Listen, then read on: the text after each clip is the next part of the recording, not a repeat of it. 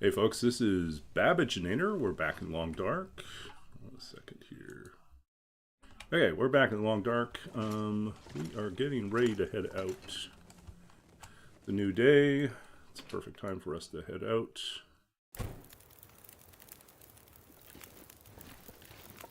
And we have a little bit of time left on our fire. So I think we want to loot, see if we can grab a little bit more food.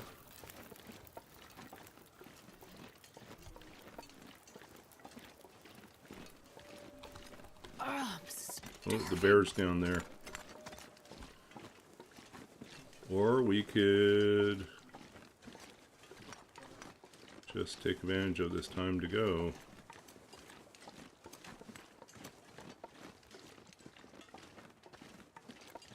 Clear visibility.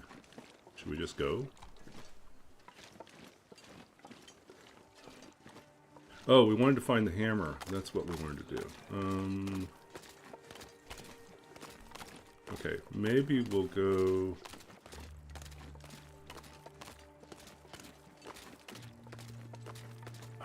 Where's the hammer going to be?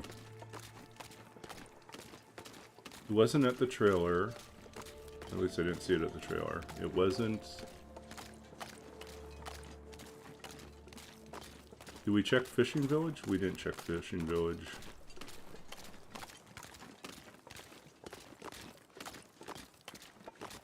Okay, let's...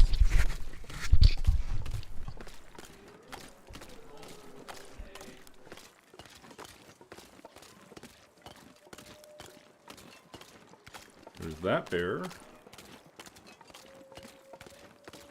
Okay, so I think we're going to hit a couple stops along the way here. We'll try one fishing hut. We'll see if we can find some herbal tea or some more clothing in the two islands over here. We'll try fishing camp for the hammer. We'll see what we get. Be really good to have a hammer.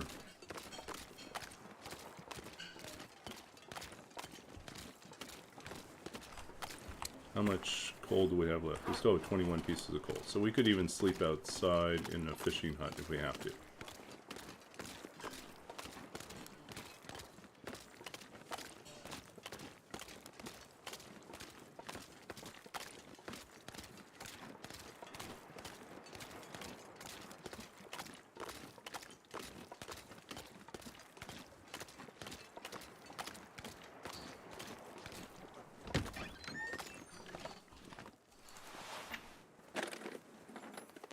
I'll take it. Ooh.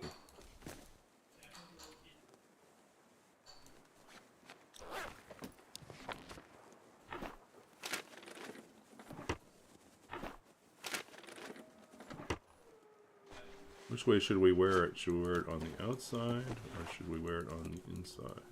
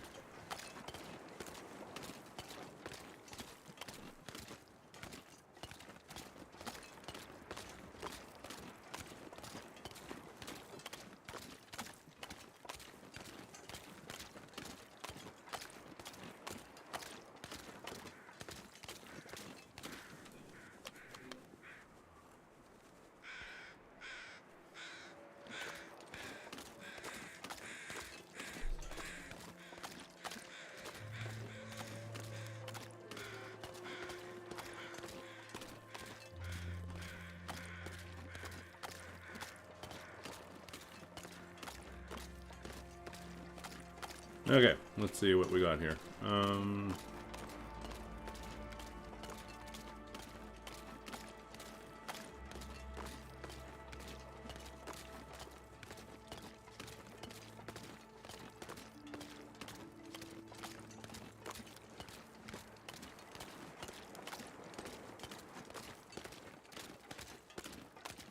I think we left a deer hide behind here too. We might try that.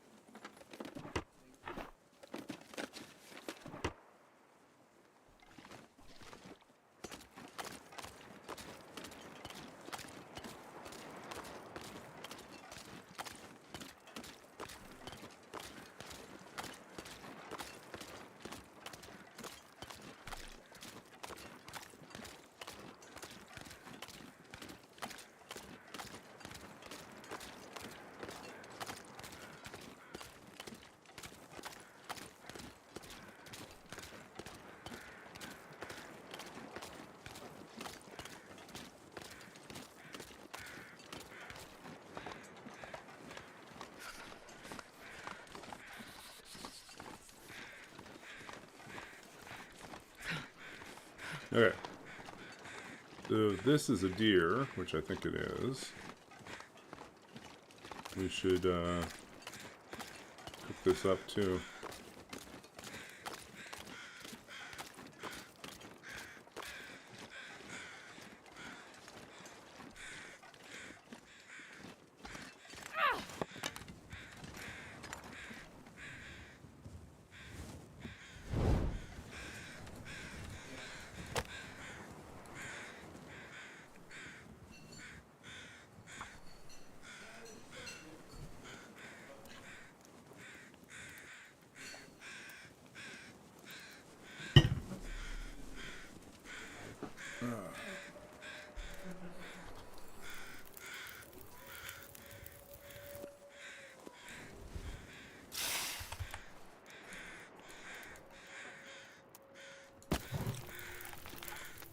Okay.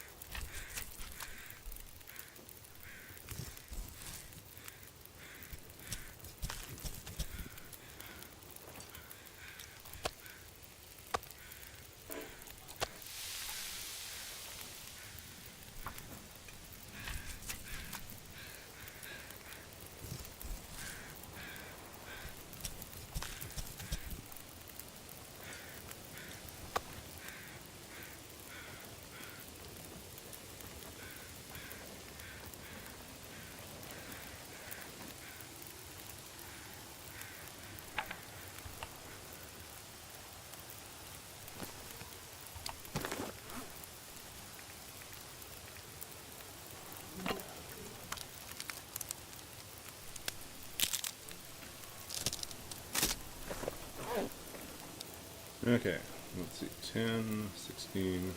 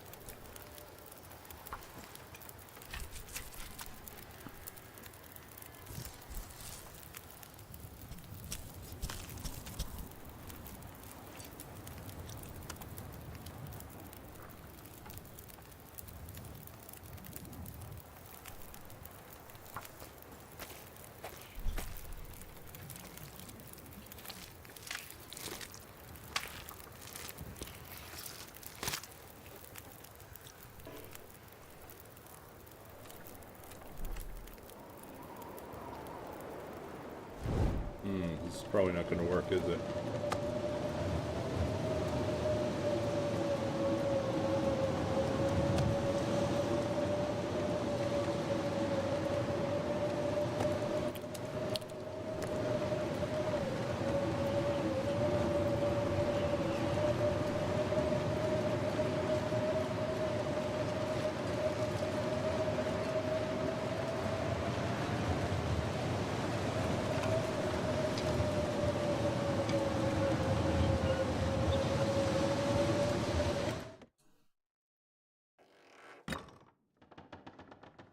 Okay, we haven't been here yet, so...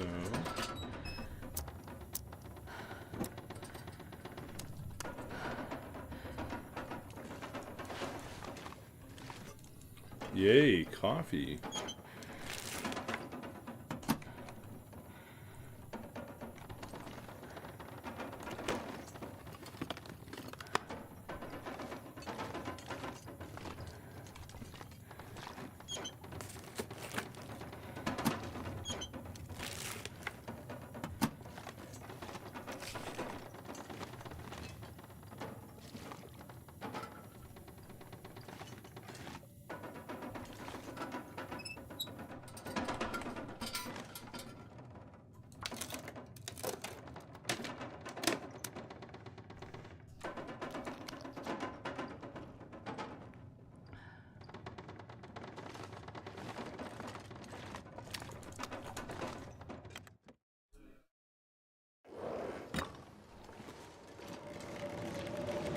Hey, it looks like we're sleeping in the Aurora mine.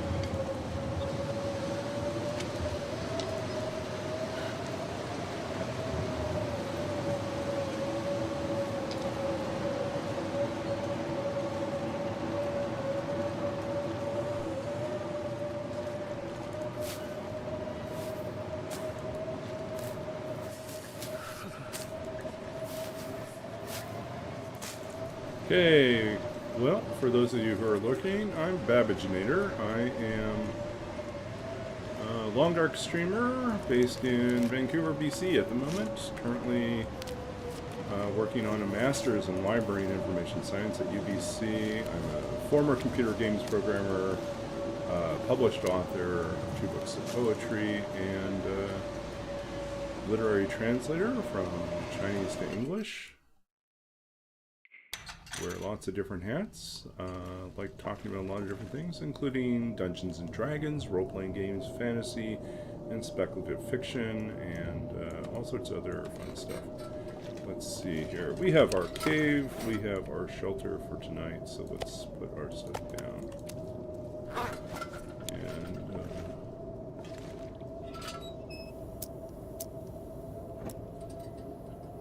let's do a little exploration here.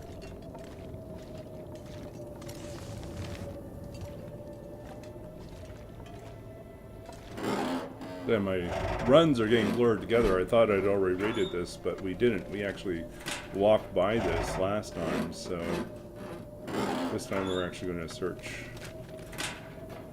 Try to find the hammer, I think, either in the car on the road, or where else would it be? Could be at the fishing camp.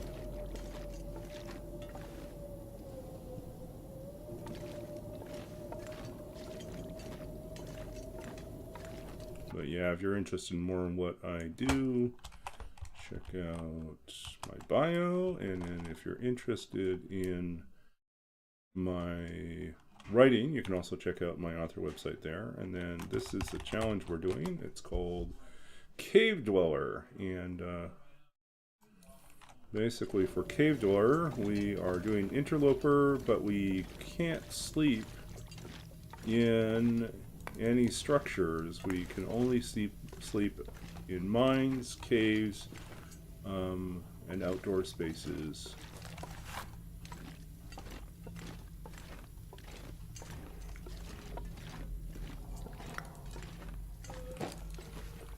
Okay, so we got we got our first box of crackers. Just a little fun thing we track in this run. Well, in all my runs, really. So we track how many cracker boxes we can get. My record, I think, is 12 in an interloper run. Breaking 10 is good.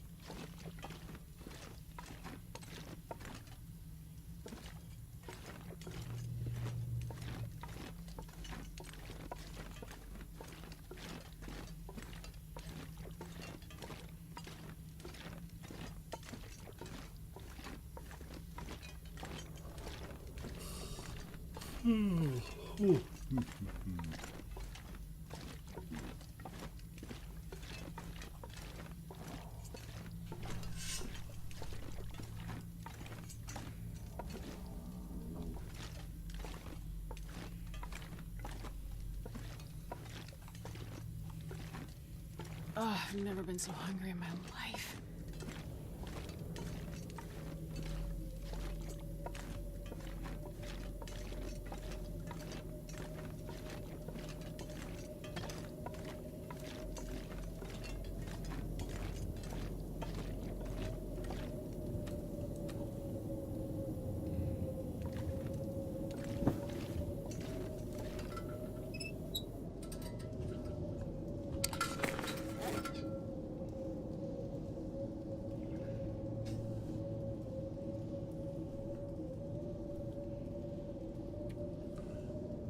Oh. Let's see here.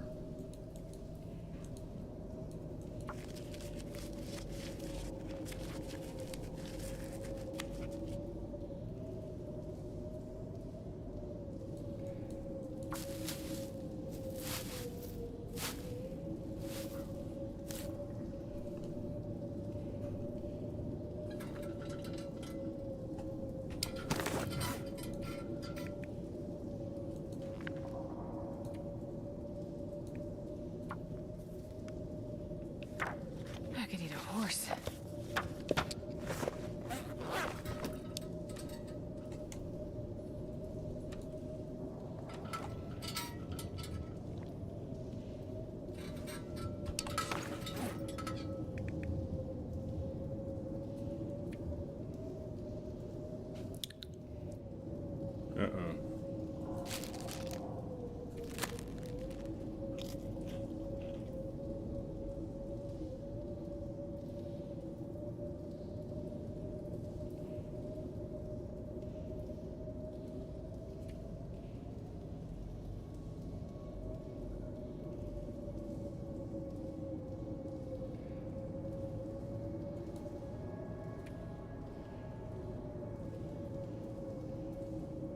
Okay, well, we need to make the oatmeal soon.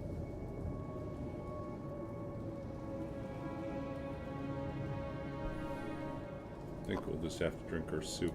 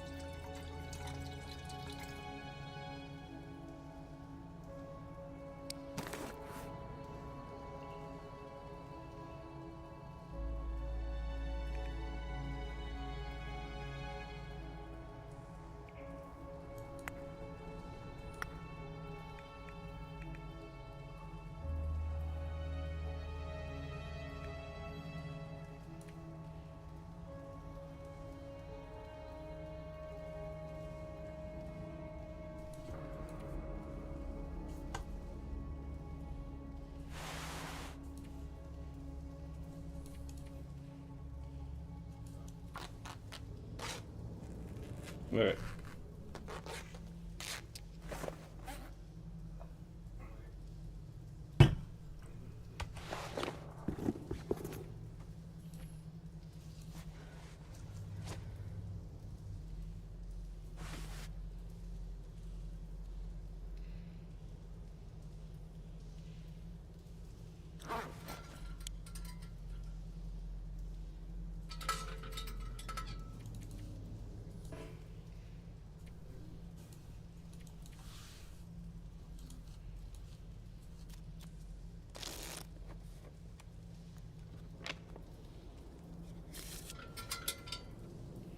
I've never been so hungry in my life.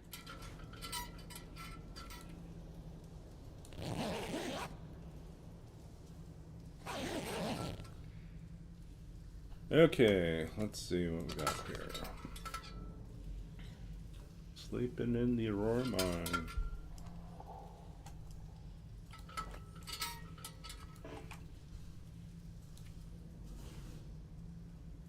Oh, we can do some work here. Let's see.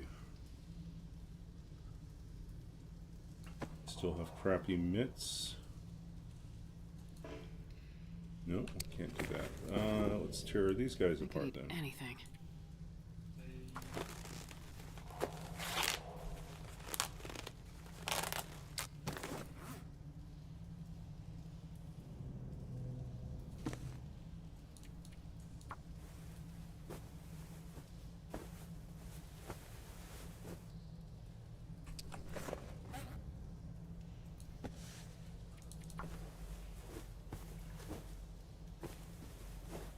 Good week.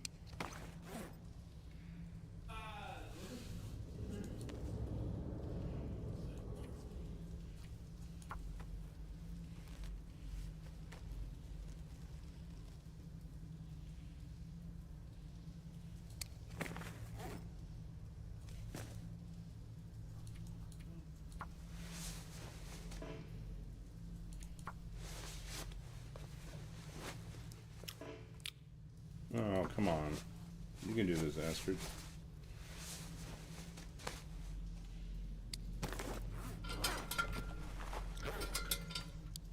So that's good.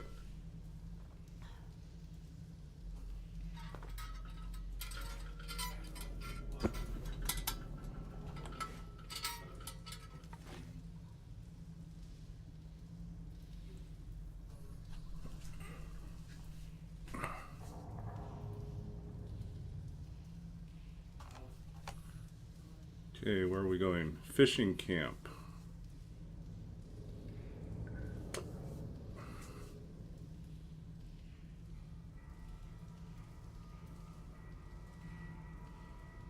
I mean, just leave everything here.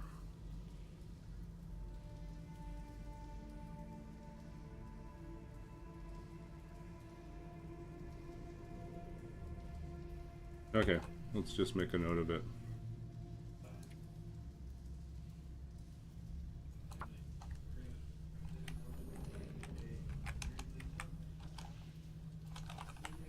Stashes. Coastal Highway, Aurora Mine.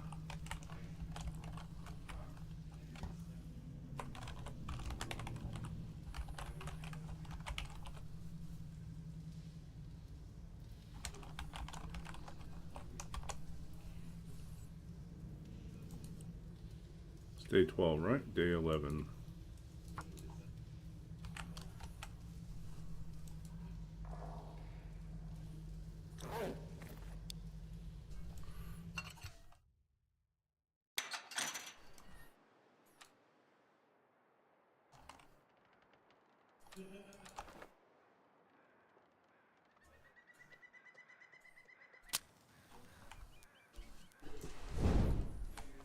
Okay, we're going to go to the fishing camp and look for hammer.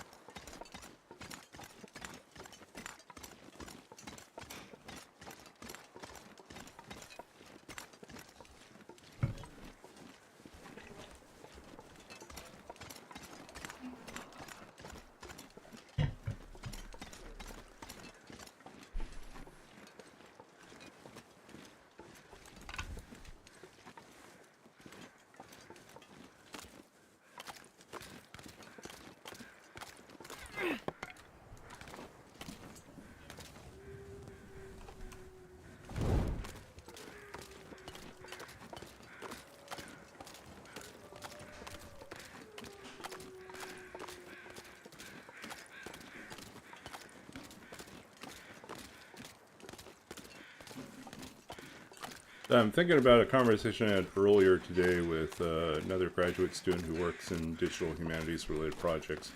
And somehow in the conversation, we ended up talking about a 19th century writer, Sadakichi Hartman, and rather wild and unexpected idea he had for perfume concerts or olfactory or scent concerts. Basically, that rather than hearing musical notes, an arrangement of smells would be orchestrated to conjure up particular emotions or narratives. It's kind of a really wild idea to have. Anyways,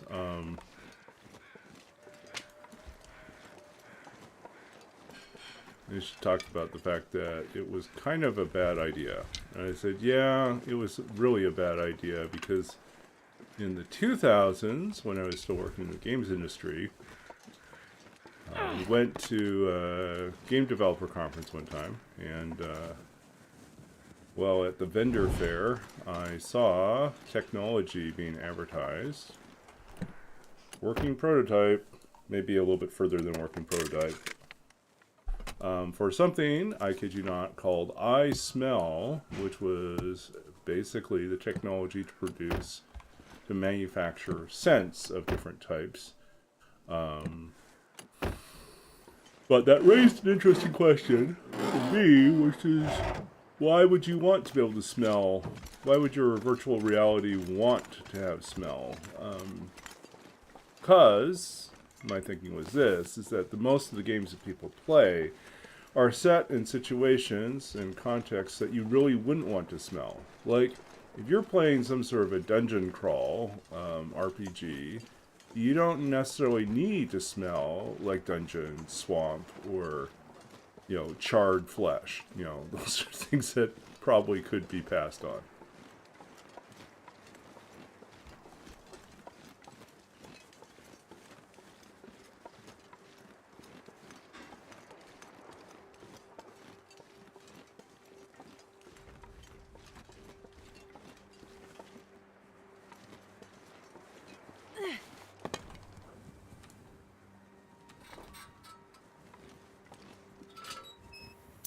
Nope, that's not what we want.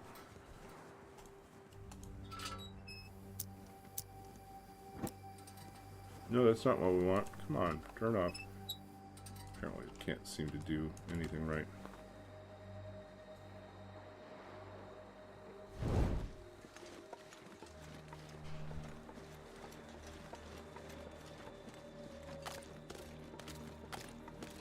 But yeah, so the technology was called I Smell, and walking through the vendor area, they were trying to demo it, and yeah, I just couldn't wrap my mind around like when you would want to smell things in game. Just because there is an innovation doesn't necessarily mean that it's the right innovation. So.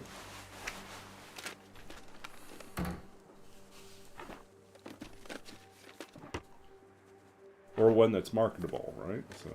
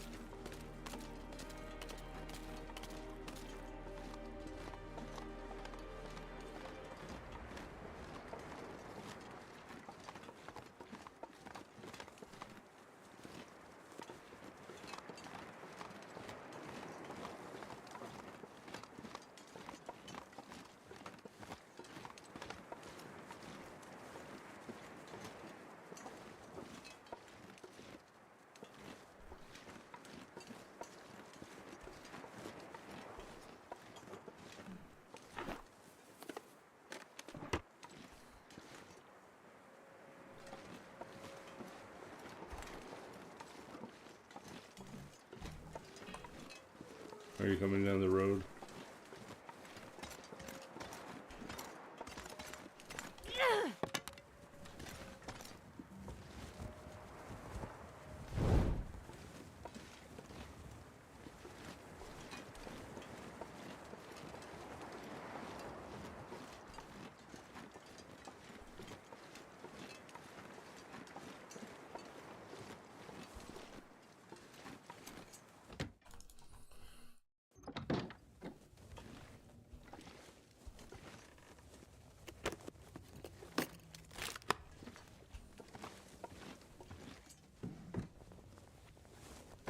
Hope nobody needs this anymore.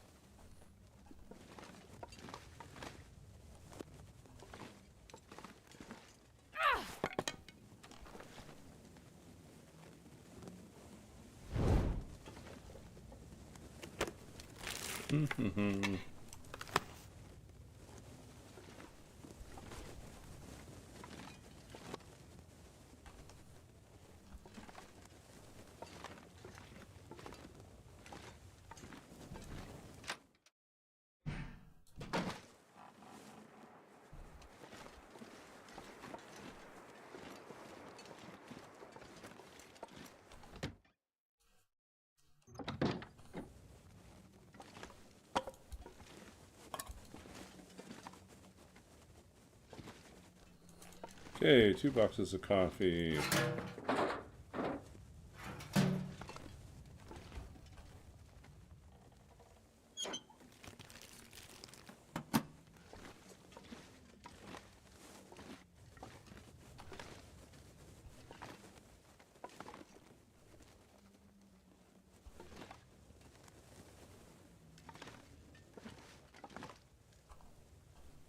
Mm-hmm.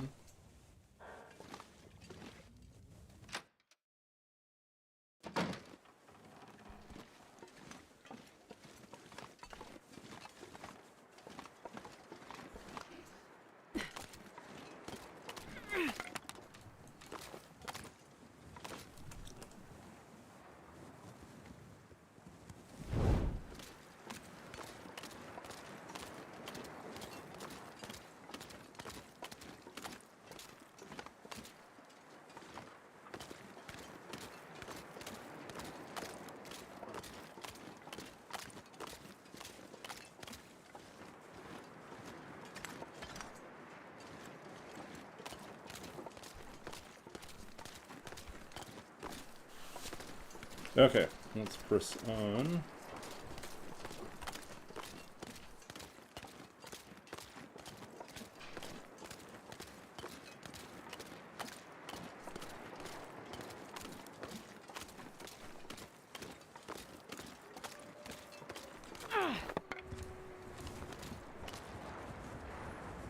Need to make more torches. Yep, he's coming for us.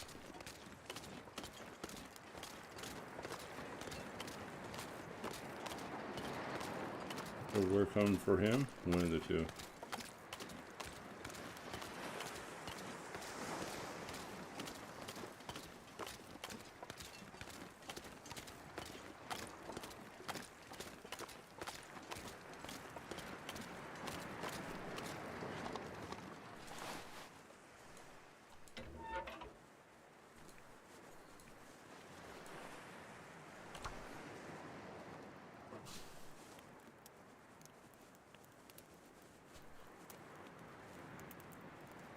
Come on, little fire.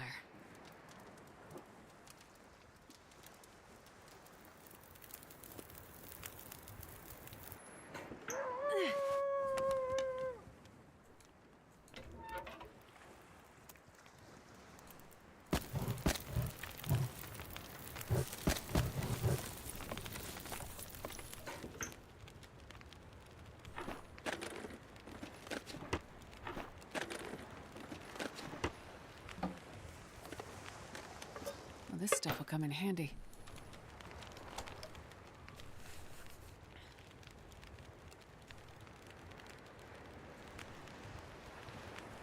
No, let's cook while we're here.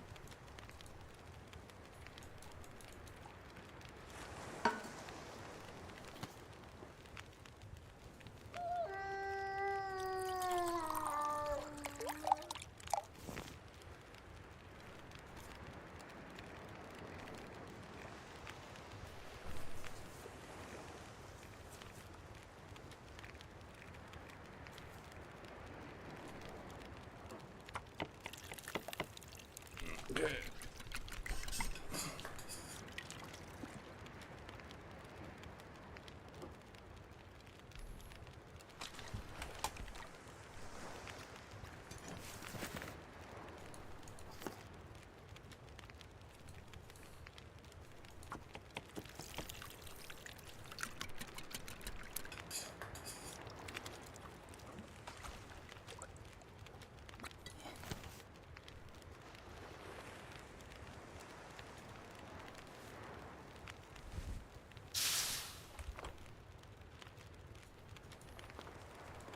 Two.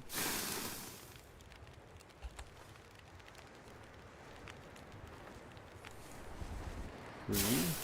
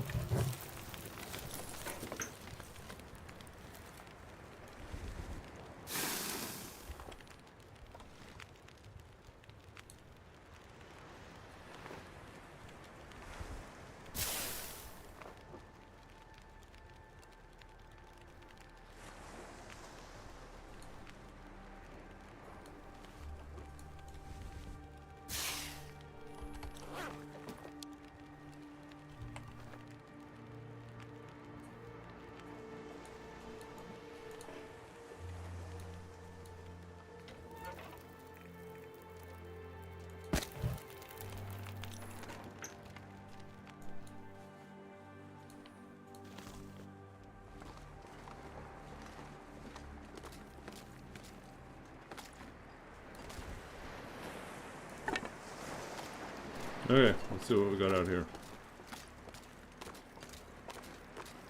Good case.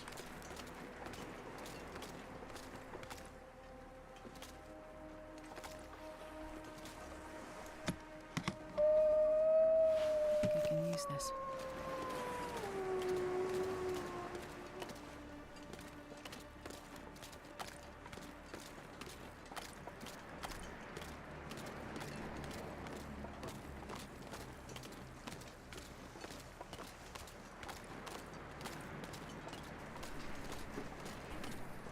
We've found no saplings so far.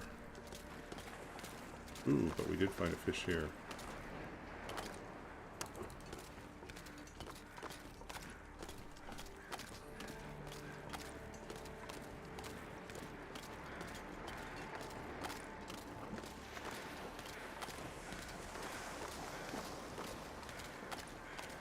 Oh, we were just saying we wanted a sapling. There's a sapling.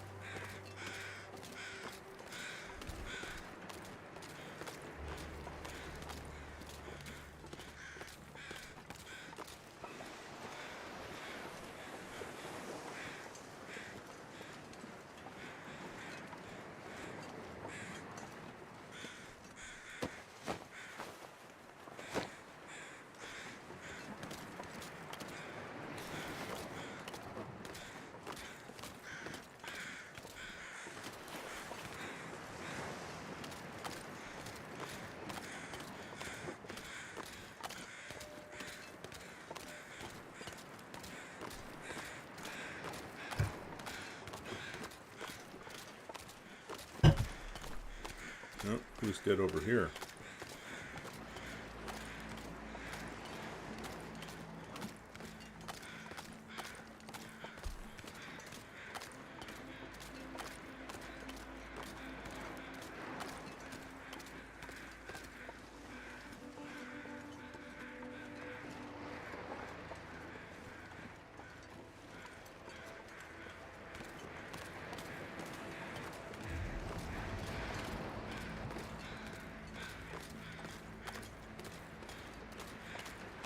Oh, more beach coming, huh?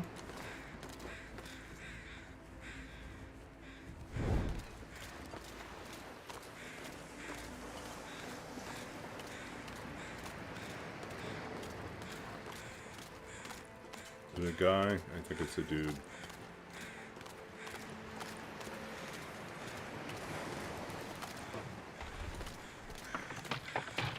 Wow.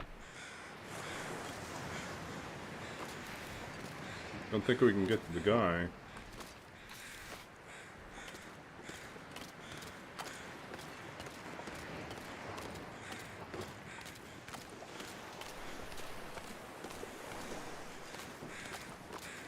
Okay, what are we gonna do?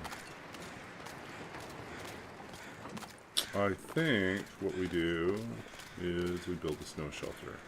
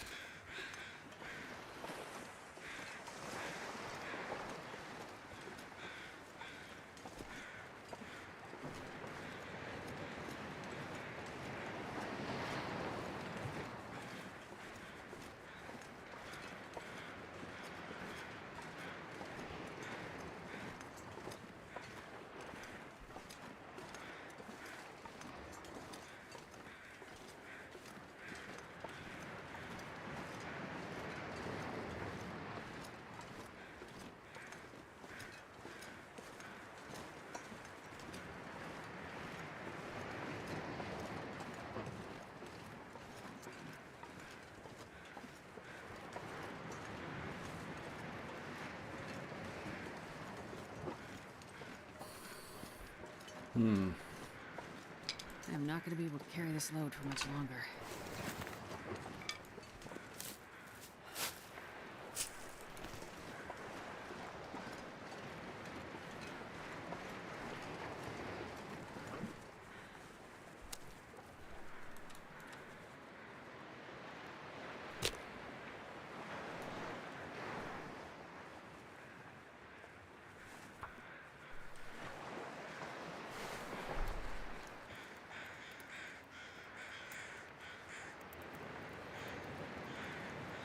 Come on, little fire. Come on.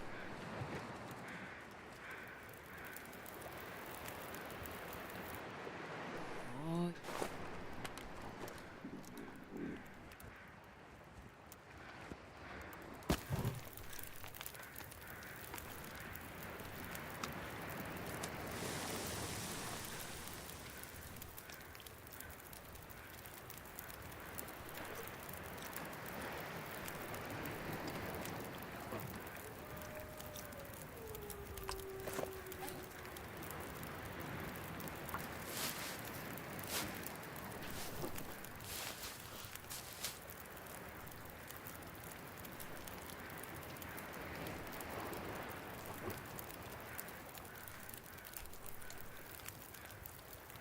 $25.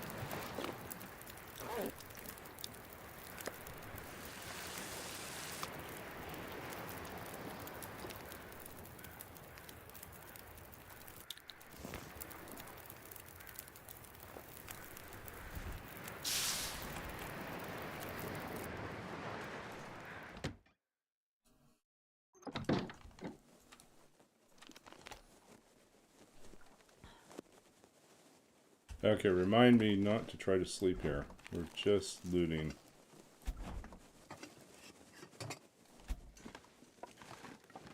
Actually, we should probably go out and find our remaining sticks and make our... Hey, Lady Q! Long time no see. Hope you're doing well. How's your march coming along?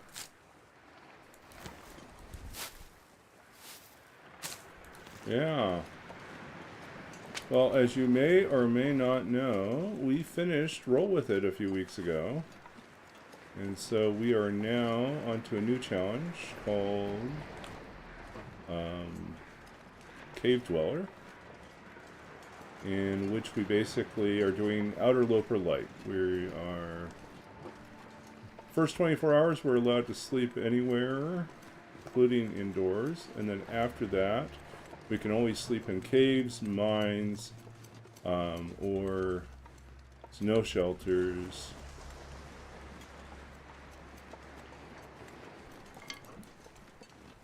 So it's pretty restrictive. Yeah.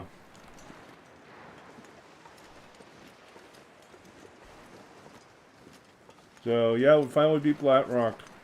Beat is a strong word. We survived it sufficiently to earn our reward, right?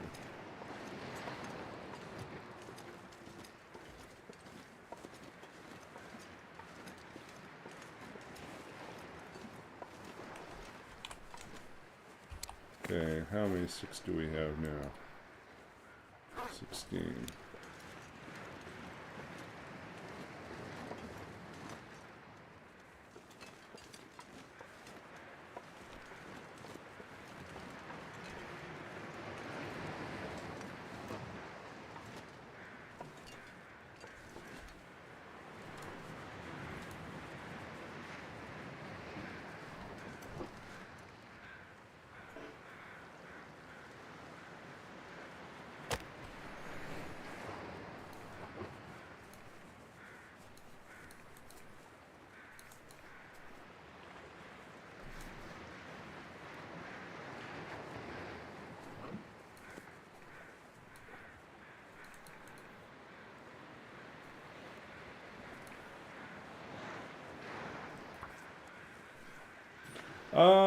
The term is winding down. I have a database design project that's a group project that we're pretty close to being done with.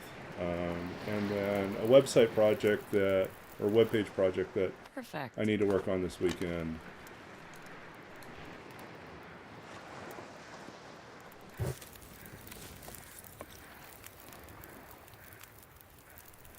Yeah. Are we out of water? Oh, we were going to get more water. That's what.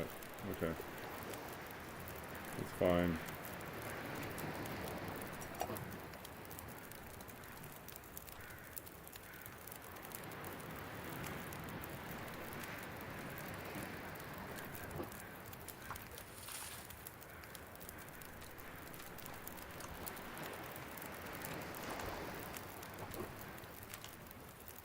Okay, we were trying to get our snow shelter in here.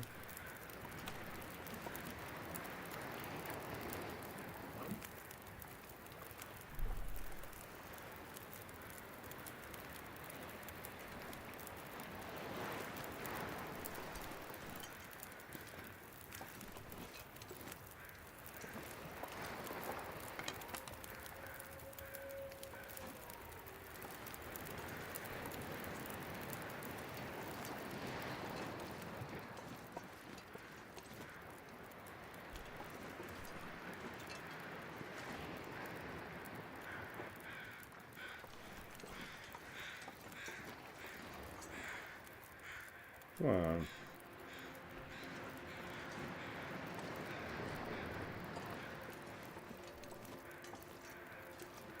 Gotta be a place where we can drop this down.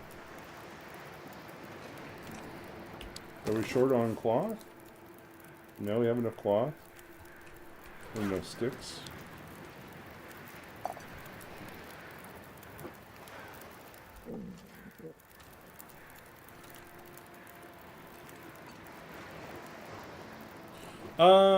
She's fine. I call her every week and check in on her. She's busy working like 2 or 3 times a week and still has friends in the area.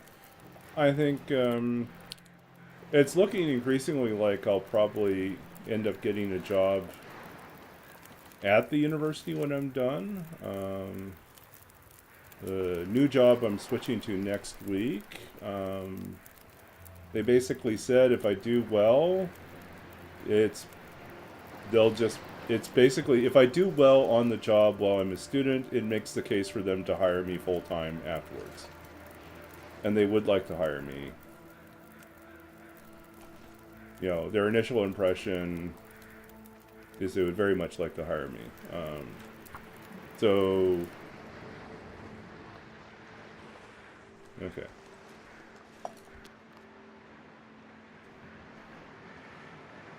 But yeah, so if I do get the job out here, my mother is considering one of 2 options. She'll either move to Toronto, where her sister lives, and share a place over there, or she'll move out here to BC,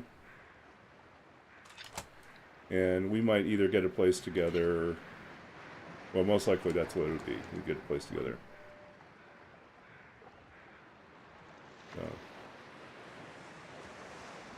Okay, so we got that. So far, I think we are fine.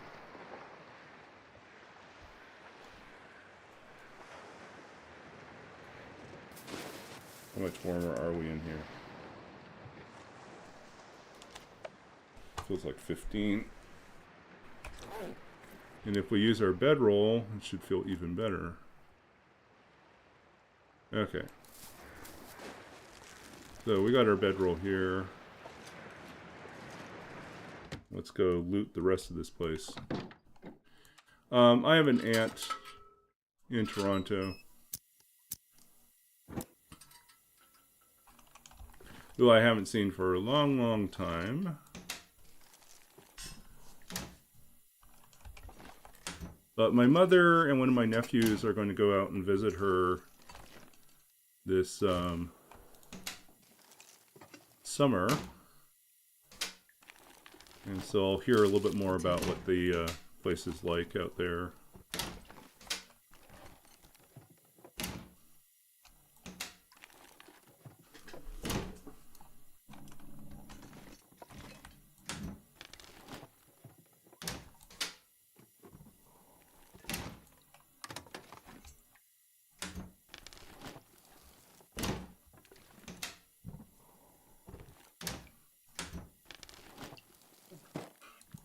customers around. Hey, Cracker Box 2.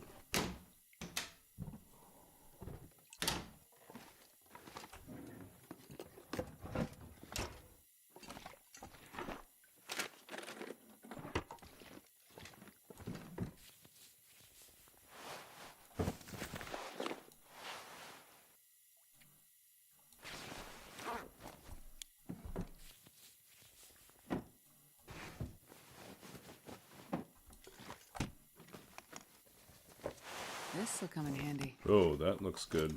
We'll take that.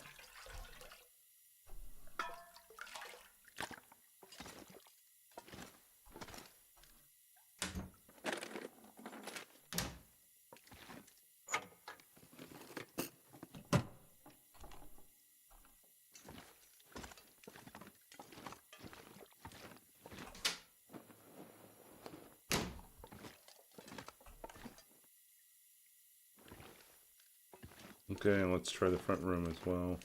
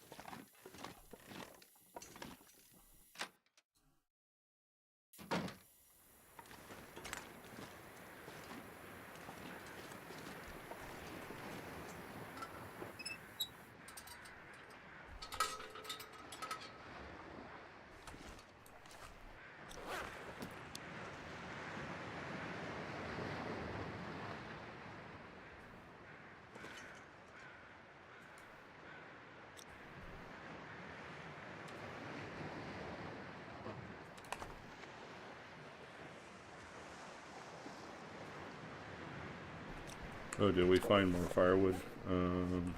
No, but we need to put stuff down to cure.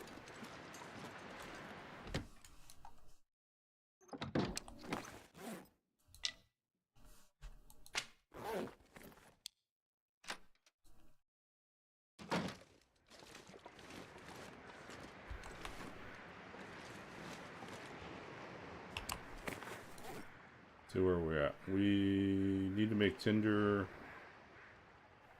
We have coal. We have books. Okay, we're good to this.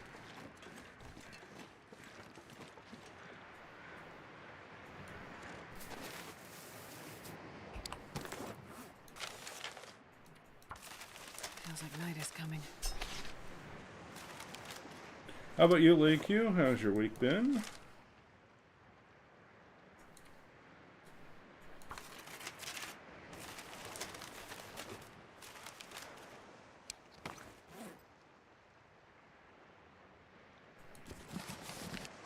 Research already completed.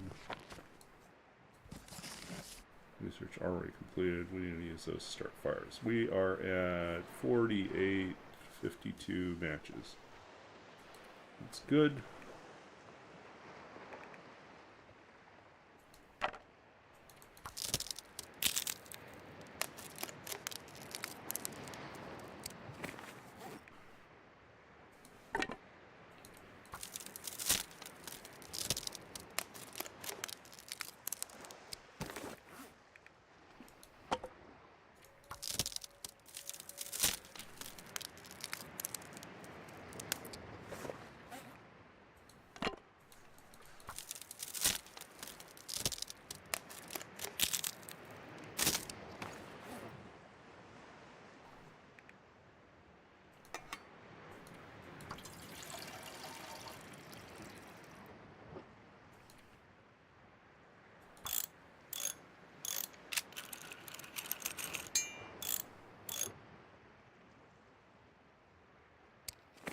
Yeah, a little bit less fragile.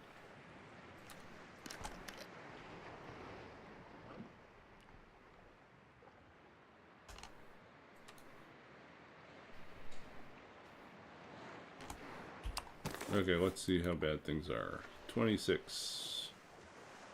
26. Well, let's eat this one first.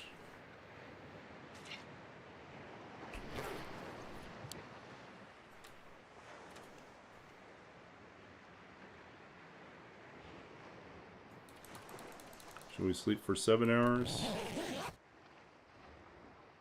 Hopefully the wind doesn't change.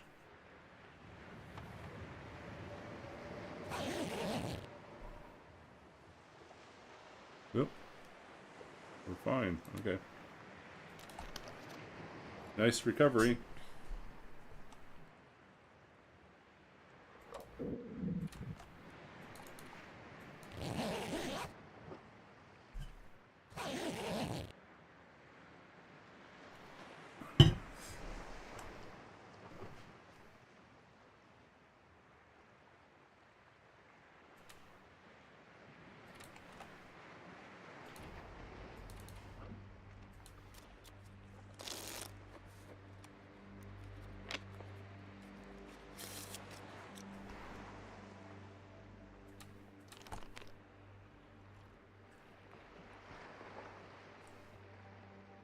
Underneath 123 days smoke free. Congratulations.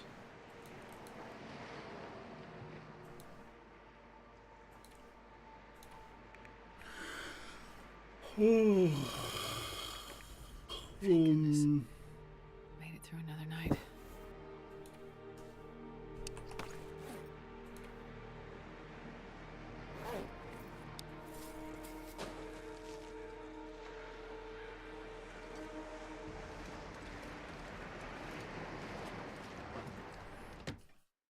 Okay, we need more cloth.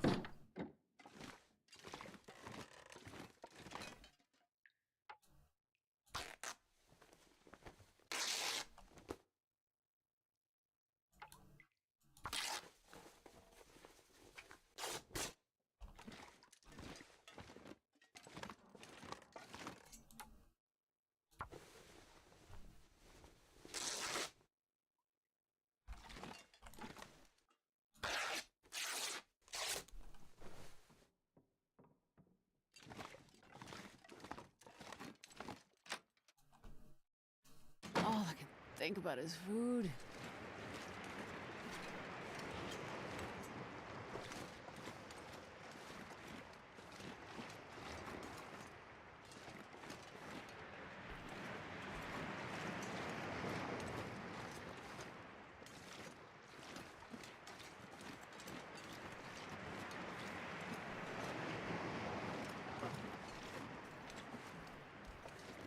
Okay.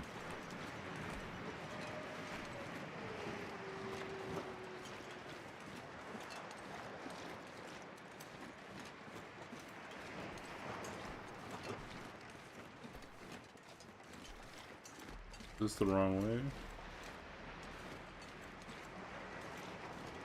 That's the wrong way. This is how we came up. Is it? Oh. Too blinded right now.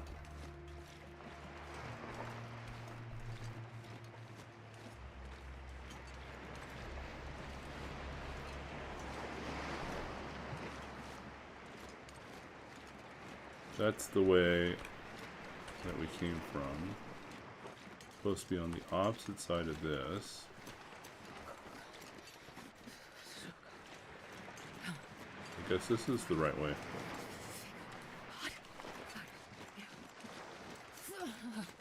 Yeah, it's the right way. It's just a little foggy.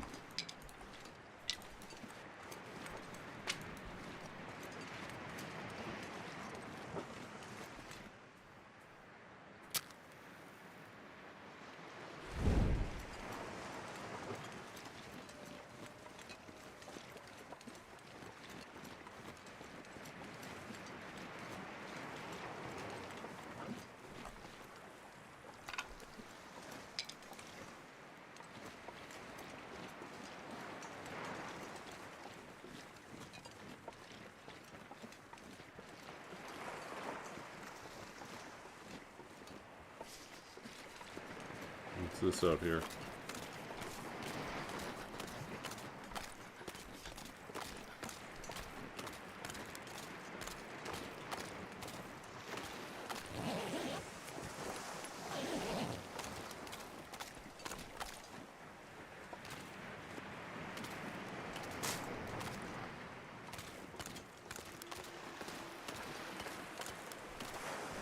Oh, reminds me, we left our sapling back there.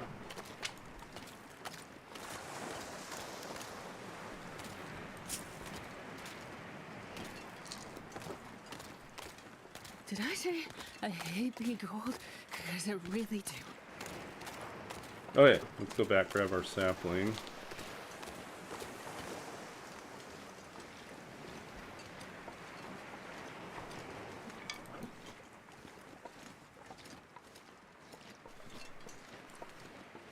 I need something. I don't really want to leave the region in this type of fog. I need to be able to see where the bears are, so we'll delay a little bit. We also want to find the hammer before we leave. And so far we've not found the hammer.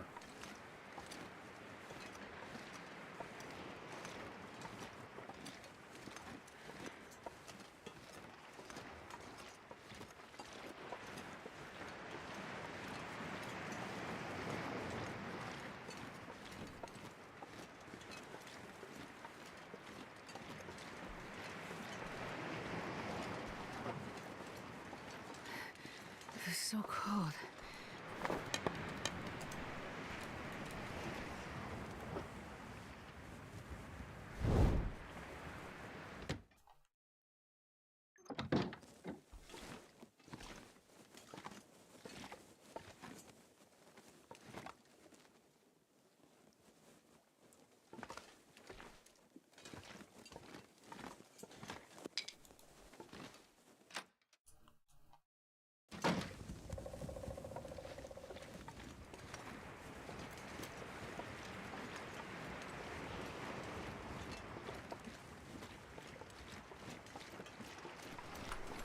Anyway, try this again.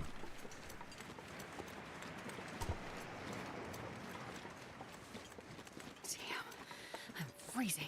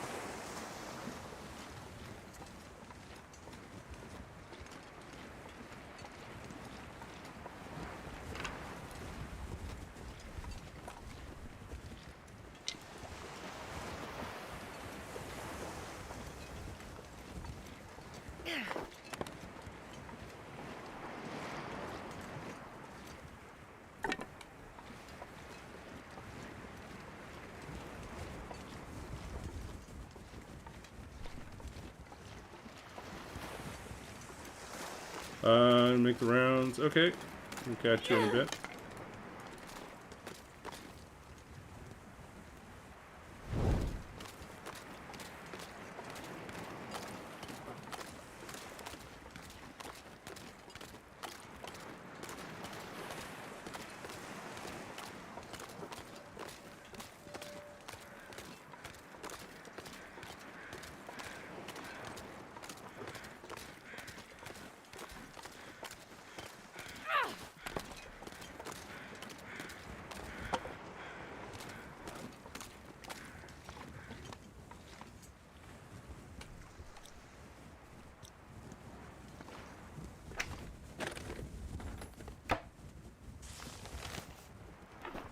Okay.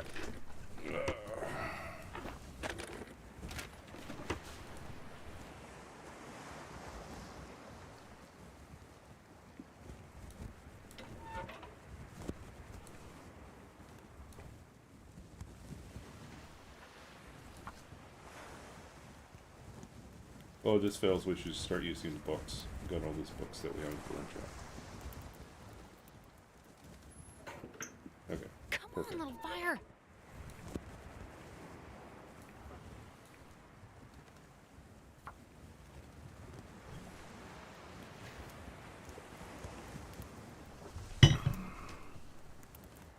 Come on, little fire.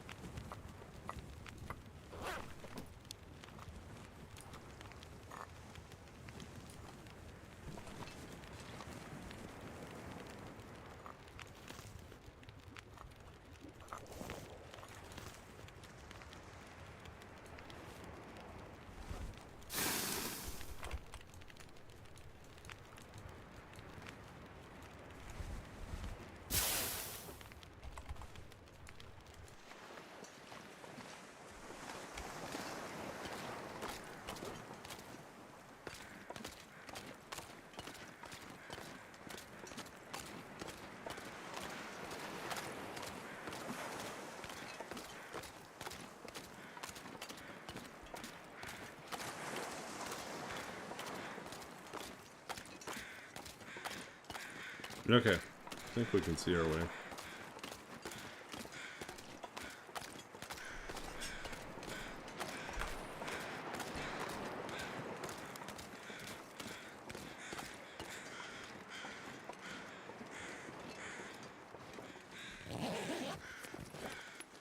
I'll take it.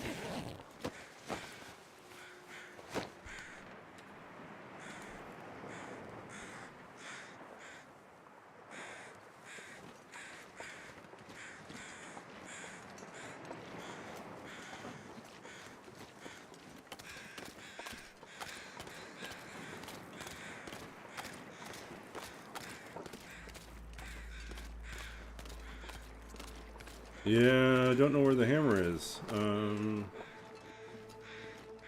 don't think we saw it at the transfer pass, or the transfer cave, transition cave. We didn't see it at the blue trailer by the, yeah, on the way down from there.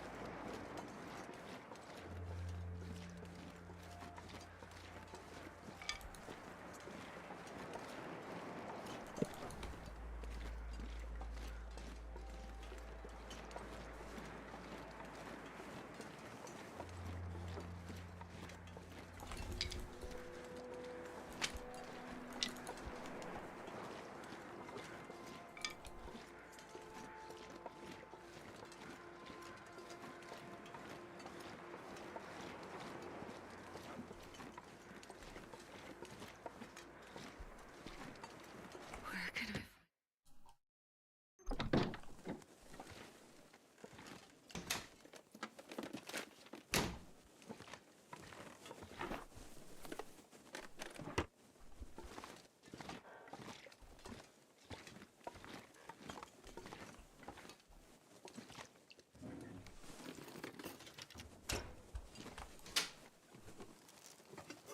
Hope nobody needs this Wow, anymore. lots of coffee. 3 big bins of coffee.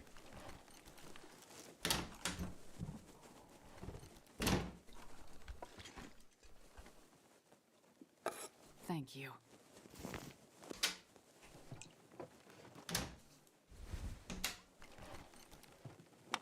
Hope nobody needs this anymore.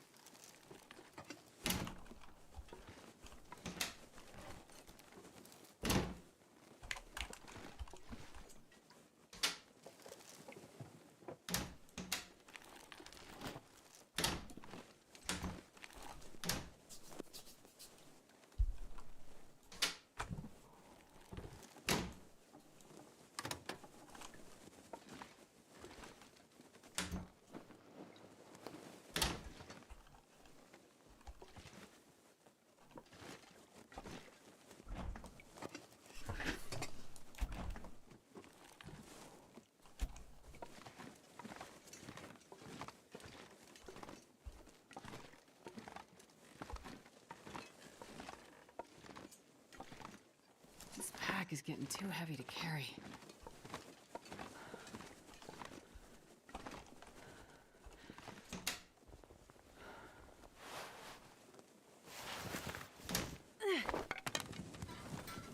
Well,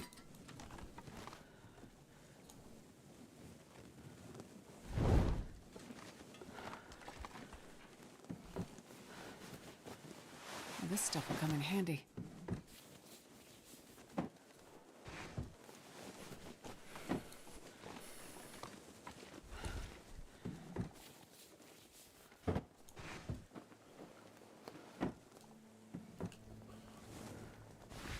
Ooh. Wow, we found combat pants? Amazing. Oh, and a shell too. Have to think about what we'll do with that one.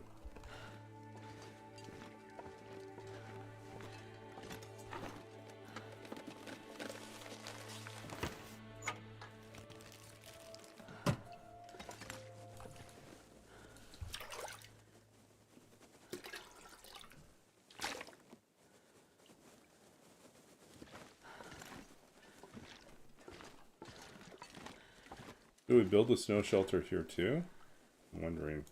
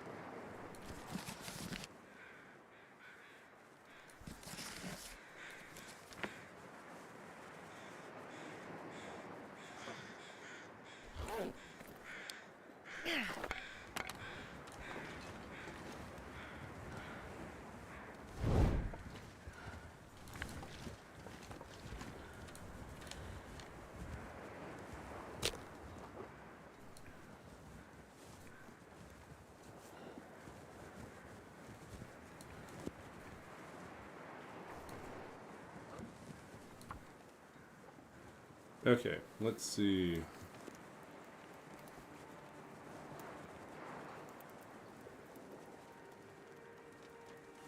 Part of me wants to leave. Part of me needs to find the... Needs to find the hammer.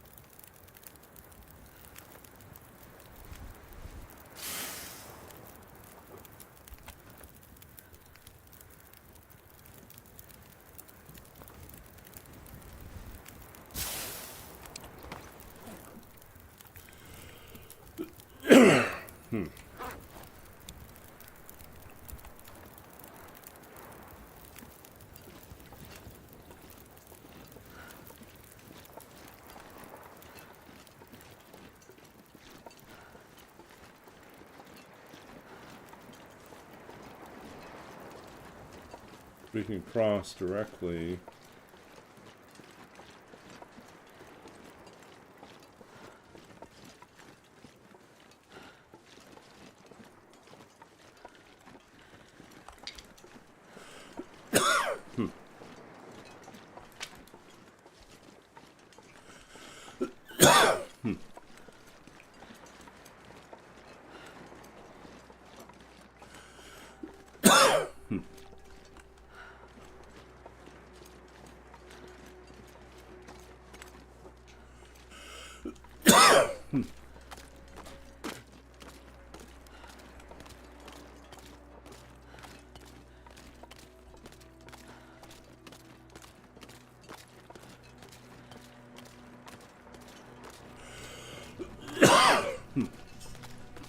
Okay. There is a chance, and we rushed out of there so we didn't get a chance to test this out. There is a chance that we might find the hammer outside the hangar. Not the hangar,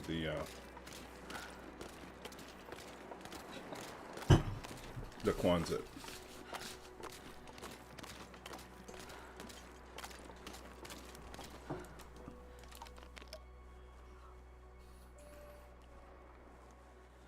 So we haven't eliminated that. That's a possibility. Because last time we were going to go check on it, the bear was there, so we decided not to spend our time running around being chased by a bear.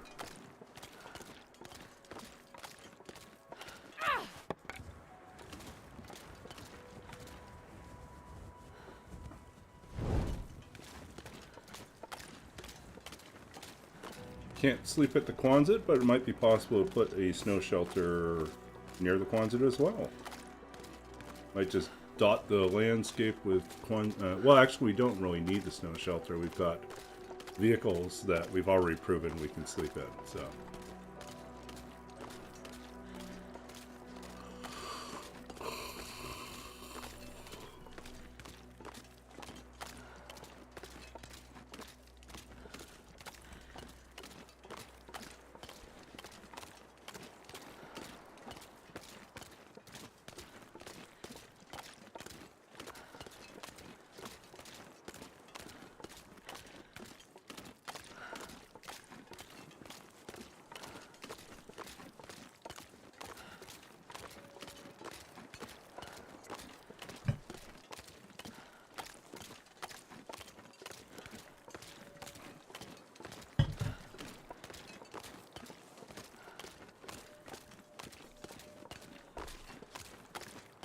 Oh yeah, we're gonna hope for a fry pan at this greenhouse.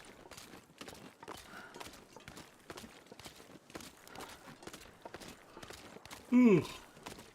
Ooh.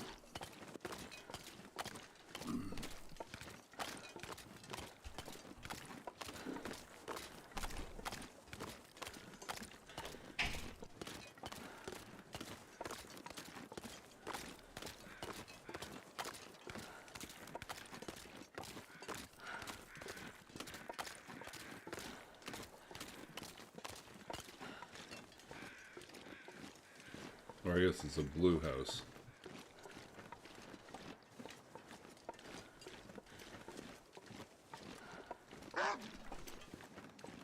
Barkeep.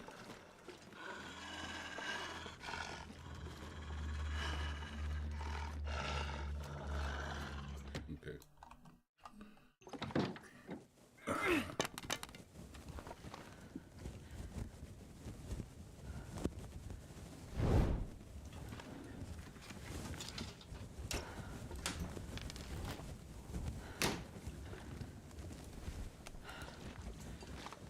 No fry pan.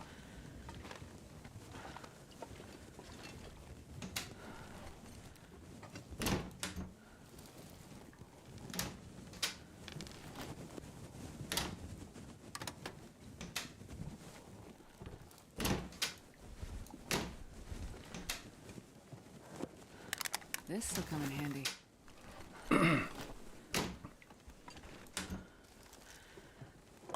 Could use this.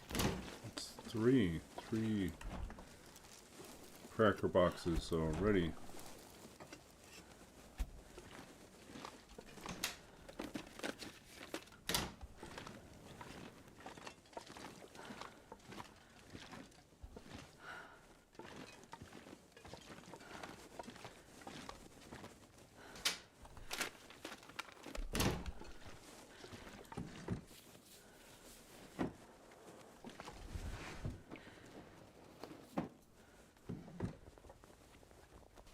I'll take it. Oh, hockey jersey.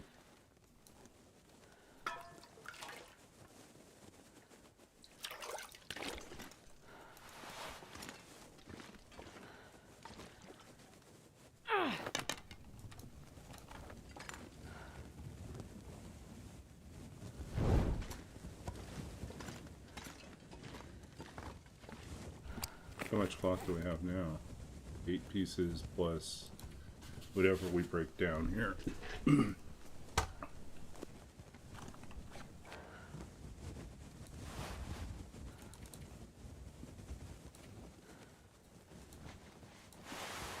We're going for the plaid look here.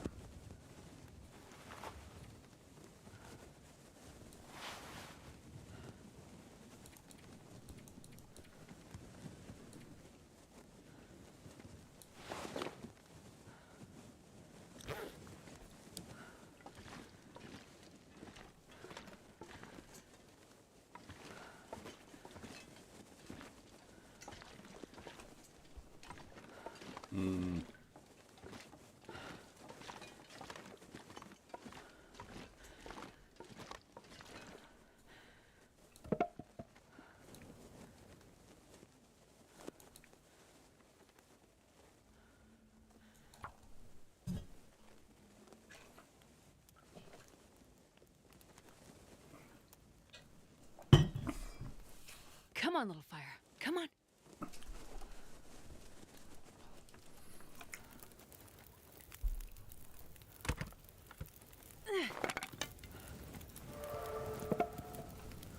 Did we just hit 3?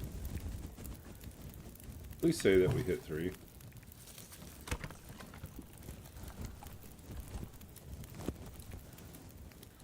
Yay! Fire starting 3. We can finally ditch all our tinder.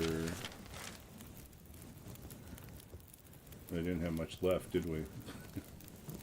Okay, and we can even drop our books.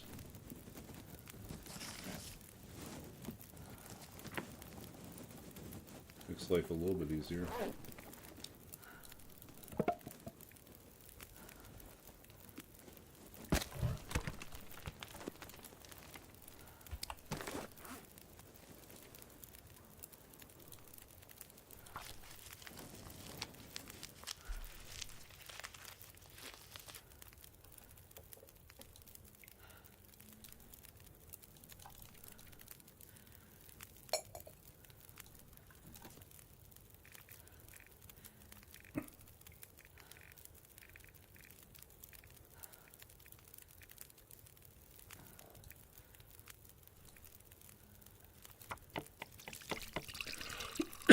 I'm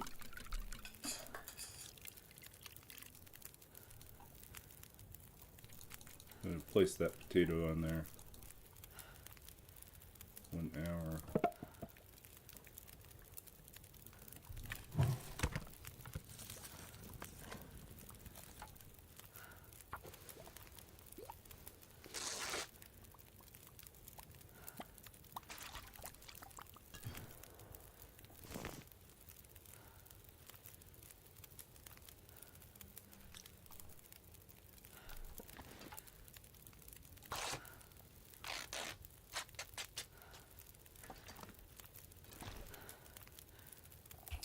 $33 minutes. Let's see, what can we tear apart here?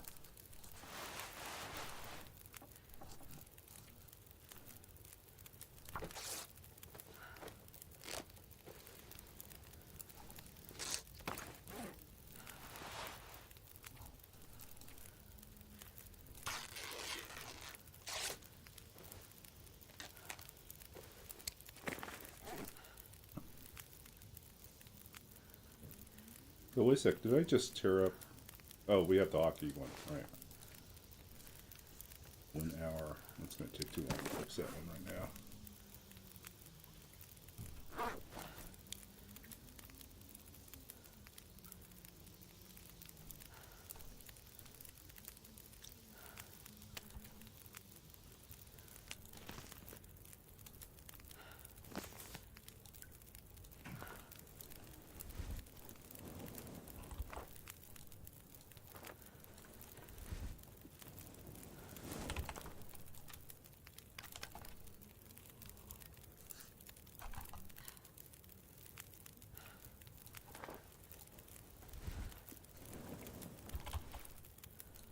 I'll have to admit that tonight's stream has been a lot less exciting than the last stream.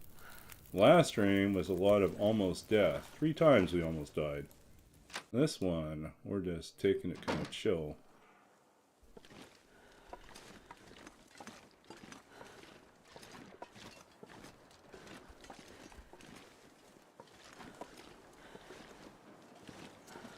Where's the bear?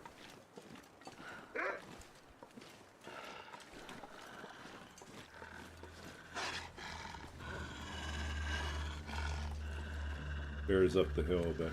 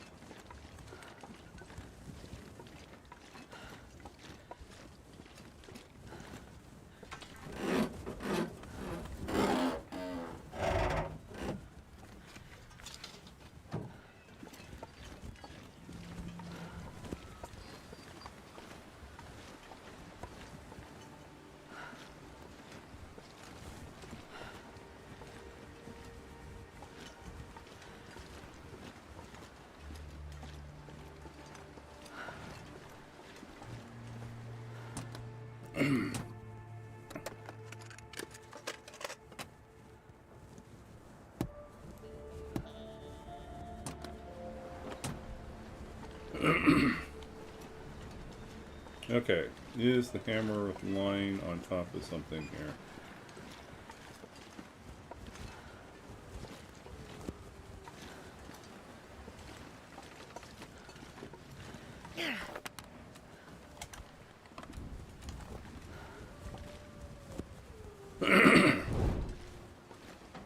Like, we found the hammer one time over, like, here, I think.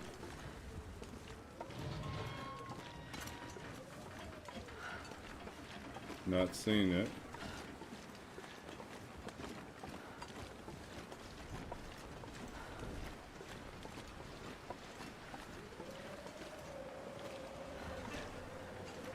Very windy right now. Not in here either.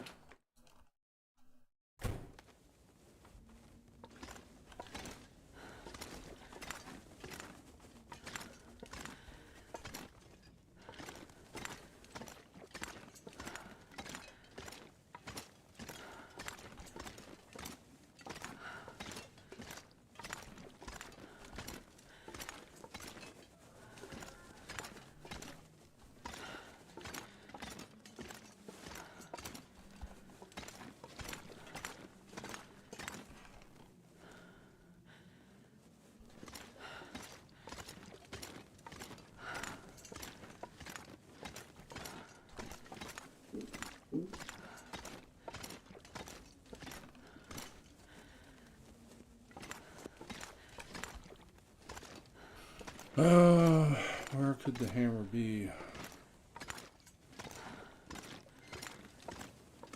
We came all the way out here with the hopes that we'd find the hammer. Okay, let's see. What can we get rid of? We don't need 2 hacksaws.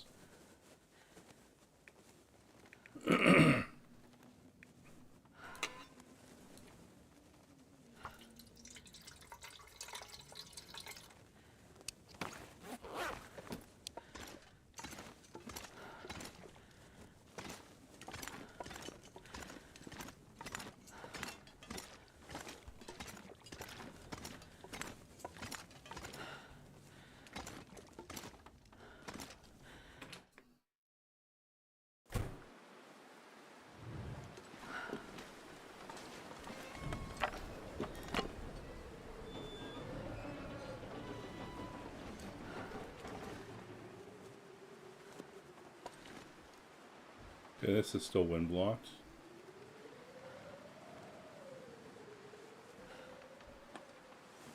It's early.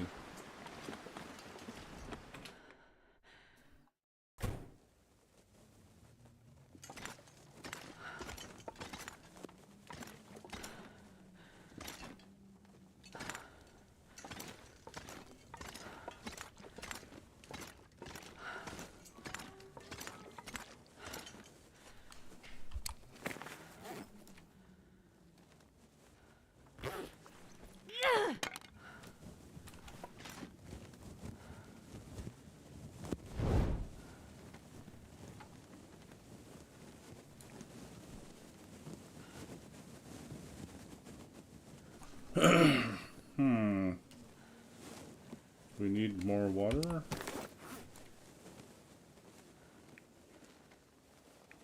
Maybe.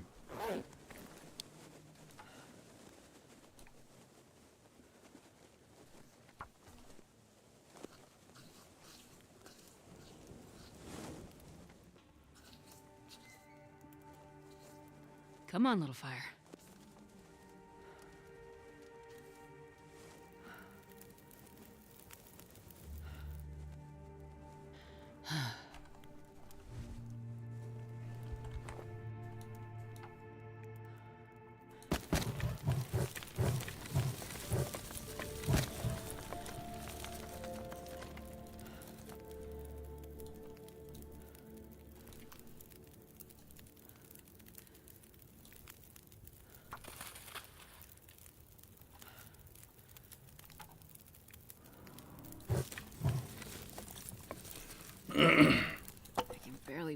with this much gear.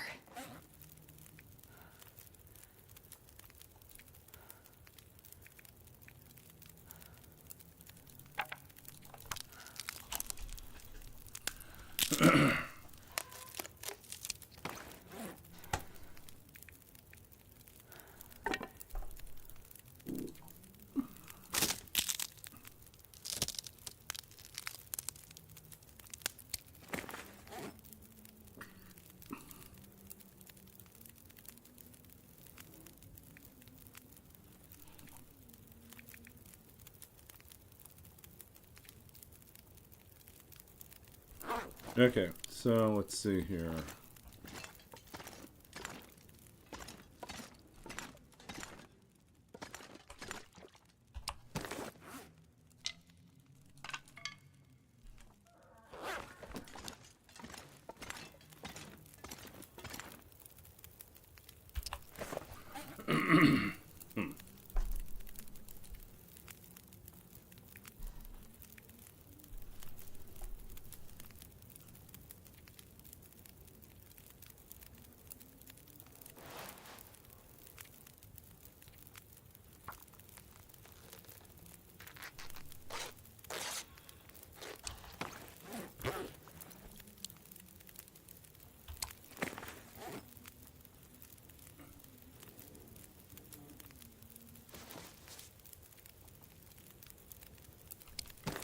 One hour wouldn't be too long.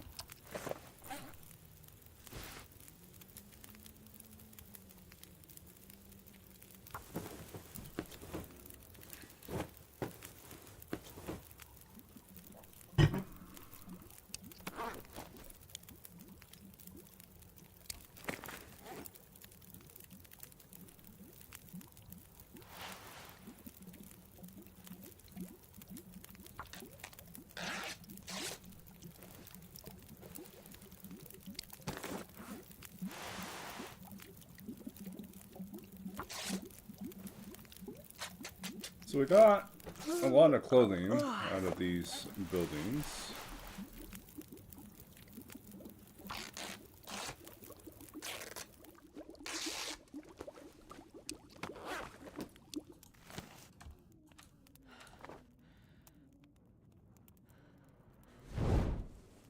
I'm not going to be able to carry this load for much longer.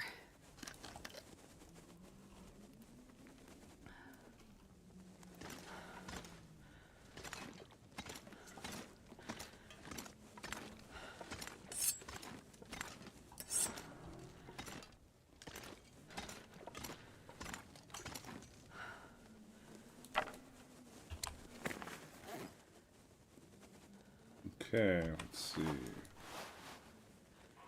Switch to the newer one.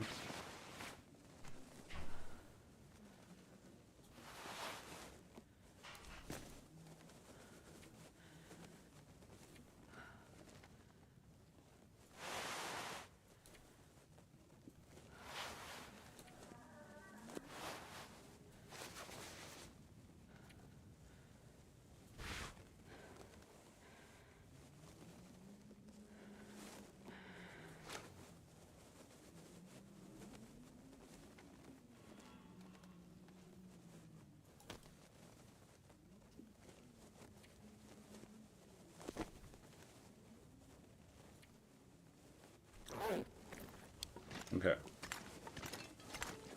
Thinned out our collection a little bit.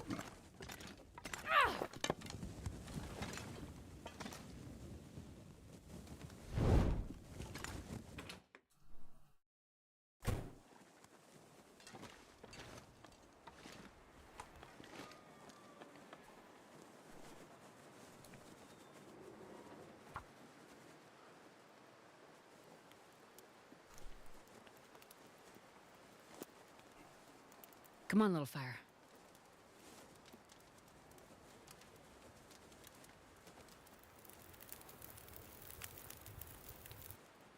Perfect.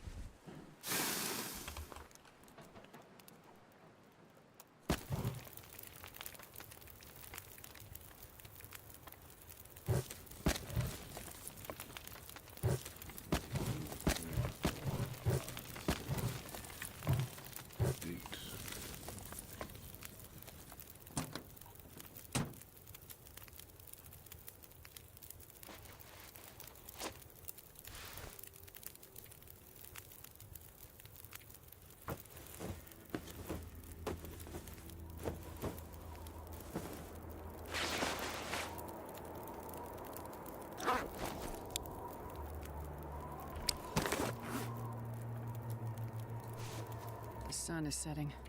It's gonna get a lot colder soon.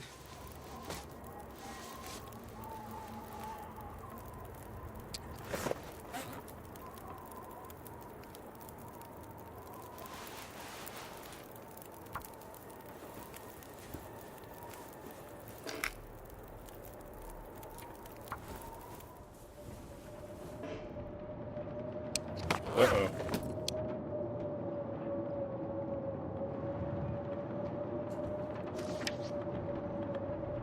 Rapid drop-off. Wind has changed direction.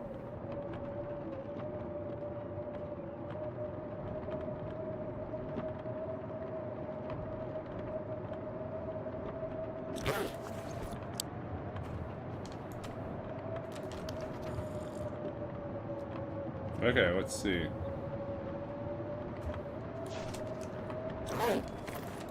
Do we sleep here, or are we going to be warm enough? 3.8? Nope. We aren't.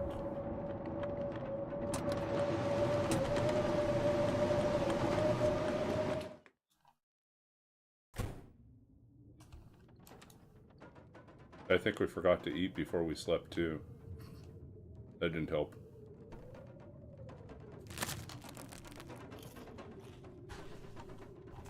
Yeah, we failed. We forgot to eat before sleeping.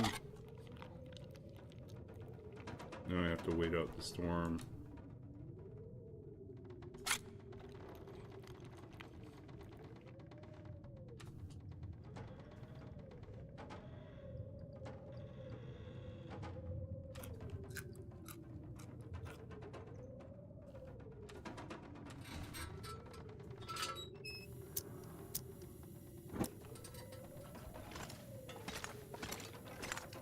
It was a rather silly mistake to make, forgetting to eat before sleeping.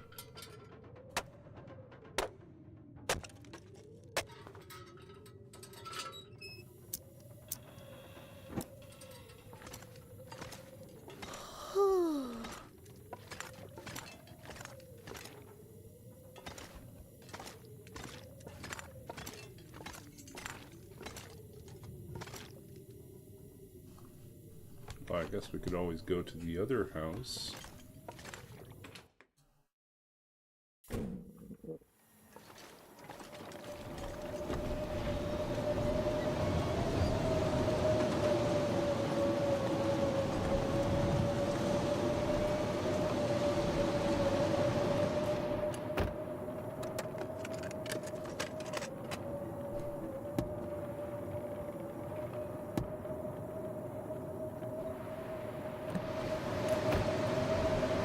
Looks like we were warm. We're warm in here? We're actually just barely warm. Weird.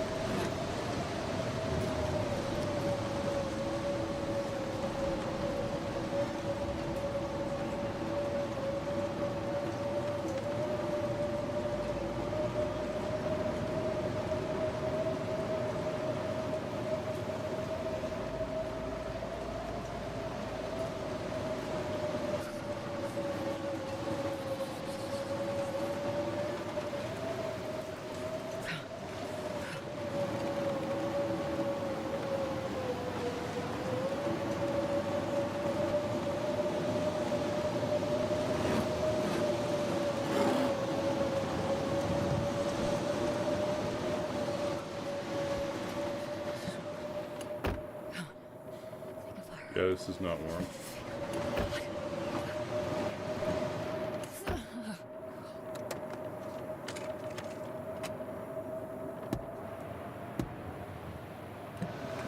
My fingers feel numb.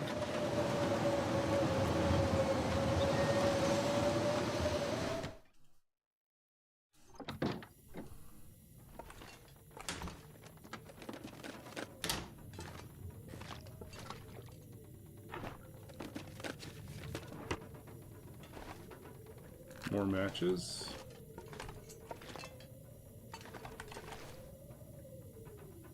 More matches. Well, we're not running out of matches.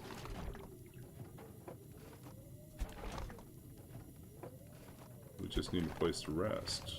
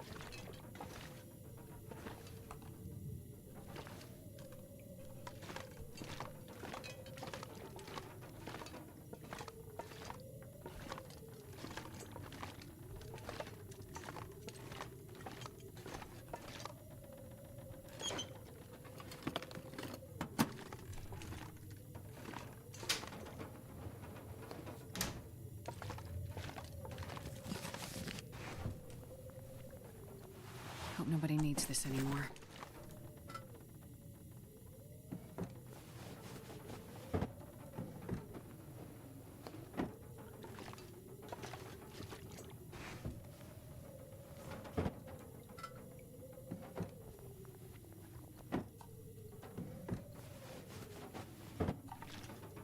Okay, still chugging along here.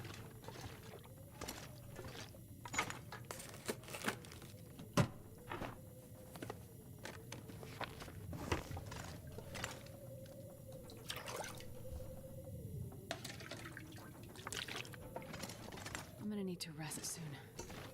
Yeah, unfortunately we don't have that option in this weather.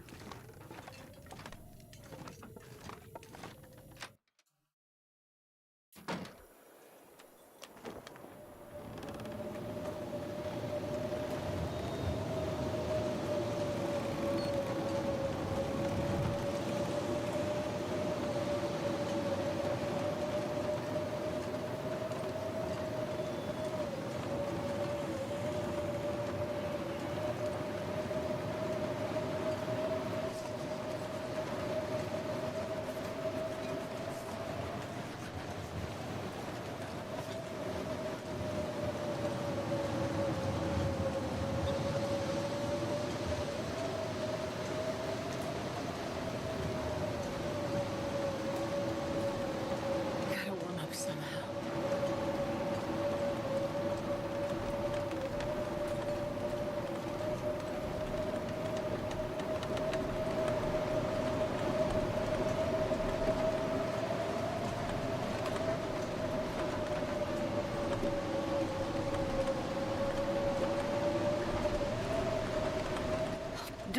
If I don't warm up soon.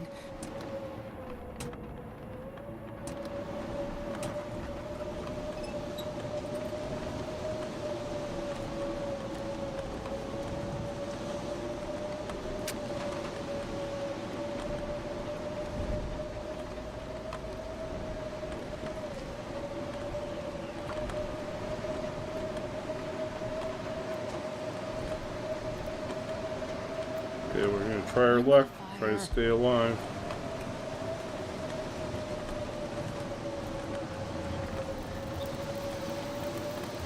Quiet night tonight. Perfect. Hope everyone's doing well.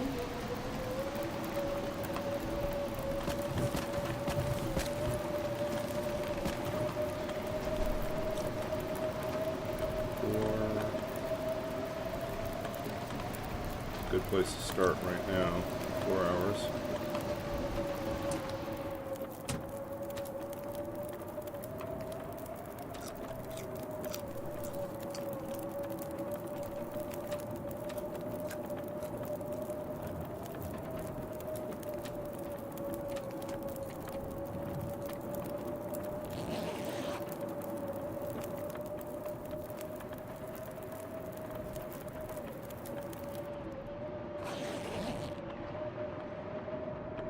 Oh, went out again. We got most of our 4 hours.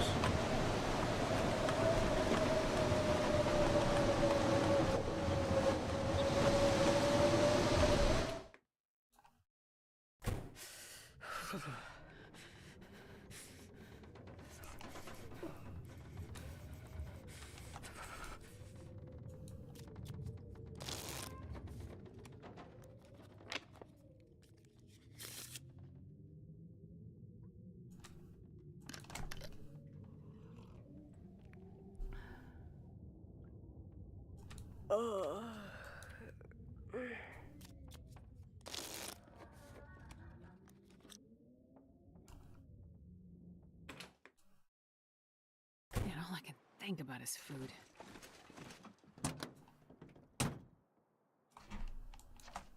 -5.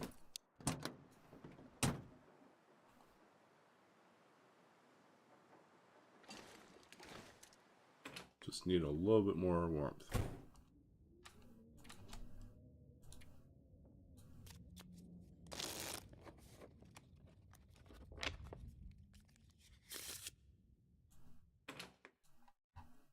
I need to find food.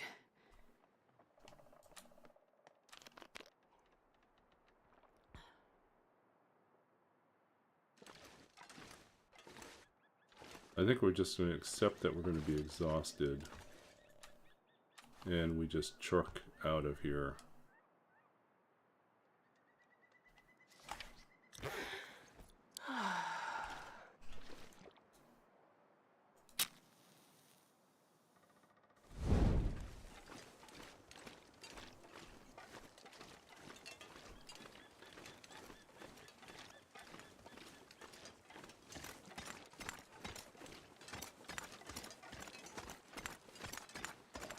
See if we can shortcut our path here.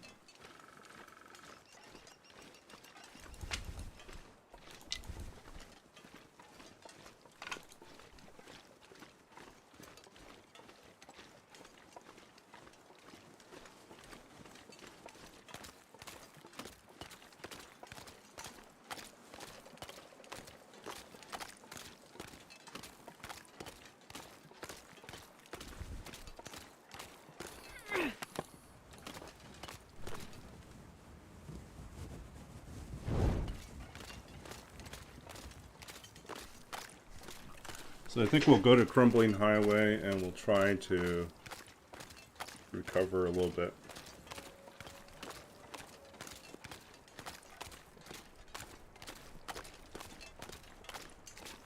Where's the bear? The bear's just started out on his journey.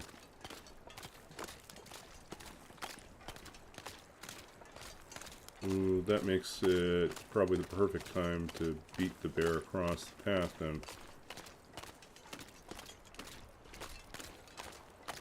But we don't have a hammer. This is the thing that's frustrating. We do not have a hammer. So going to Desolation Point is it pointless? Maybe? Going to Crumbling Highway may not be entirely pointless because we could live there for a little bit while we cure up hides and guts. Not the worst thing in the world. Get saplings, hides, and guts.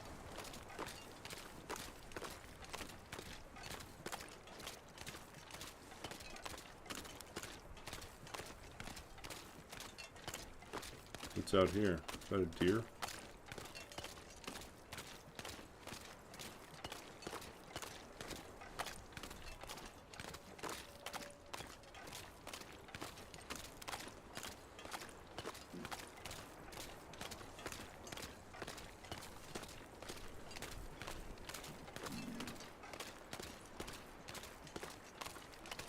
Never thought I'd be dying from starvation.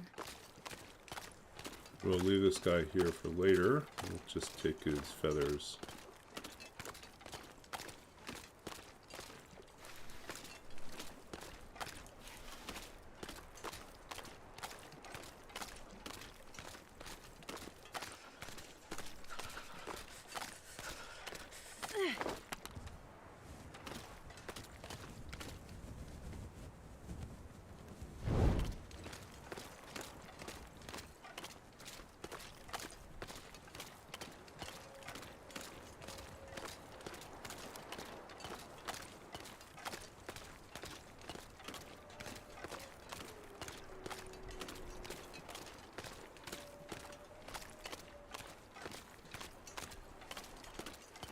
can't feel my hands.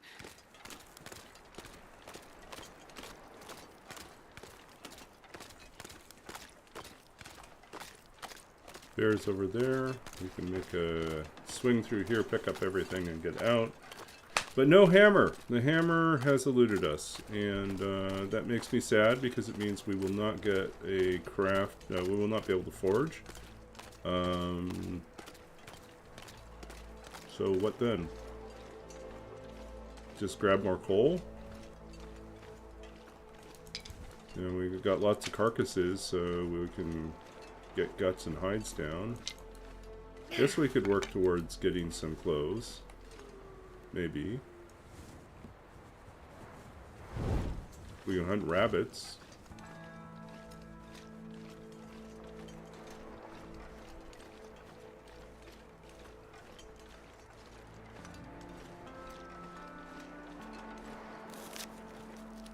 Oh, so cold.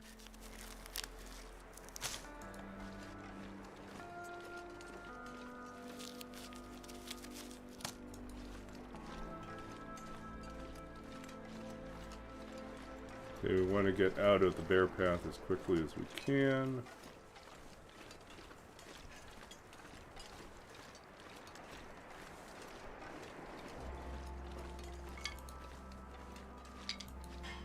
Really want to grab saplings through them. Hey AV, thanks for the raid. We're still alive. But we did not find the hammer, so I don't know. We're gonna make a trip over to Crumbling Highway at least to have a place to shelter in for a little bit, but can't go forge.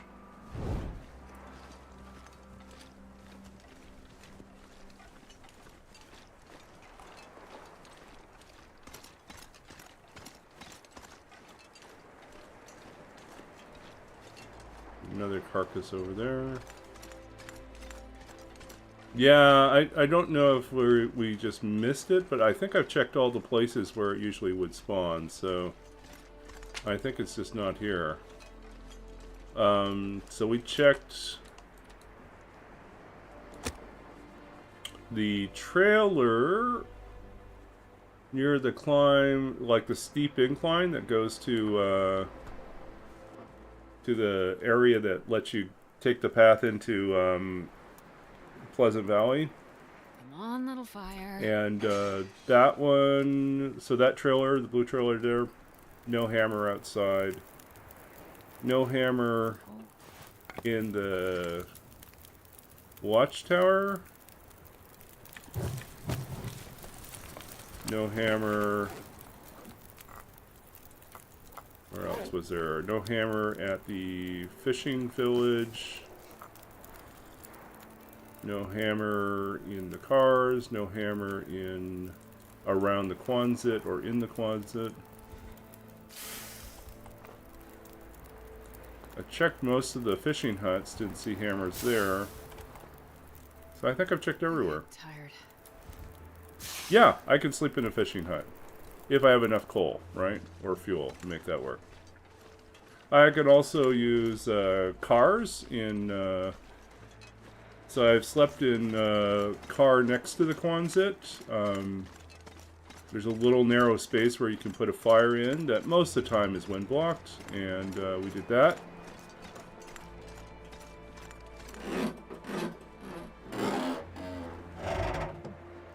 We did a funky one where we built the fire inside the lookout, the watchtower thing, in the stove, in the wood-burning stove, and then put our bedroll outside on the walkway so we get the heat radiated through the wall. And that worked. We tried all sorts of tricks to keep ourselves alive. We almost died like 3 times last stream.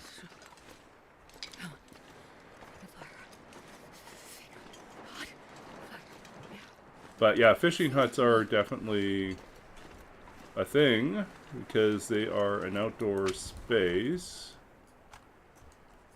And the temperature inside is an outdoor temperature until you heat it up.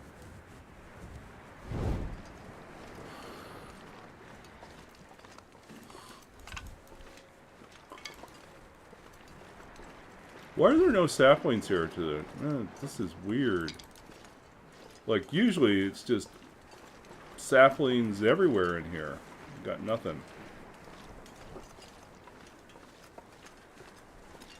No saplings here, no hammer. Clearly, Coastal Highway doesn't want me here. So. I think my stomach is eating itself.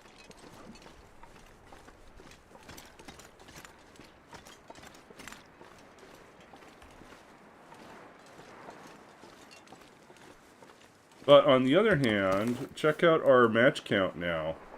We have 48, 60, 72, 73 matches. I think it is highly likely, but not guaranteed.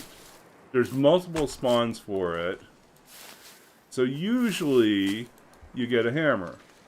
But it is possible not to get the hammer. At least that's my experience. And so, unfortunately, I think I've got the no hammer anywhere on Coastal Highway table. But I do have a ridiculous number of matches. So, which makes me feel better than like some previous runs where I was running out of matches. And that was because I'm not AV. Oh, speaking of which, we should do a shout out for AV here.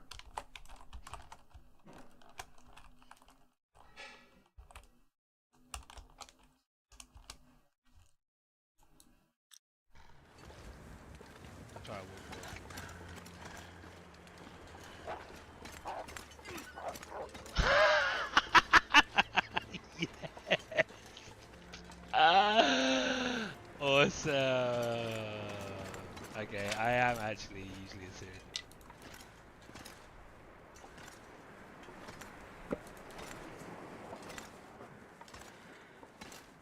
Hey, no problem.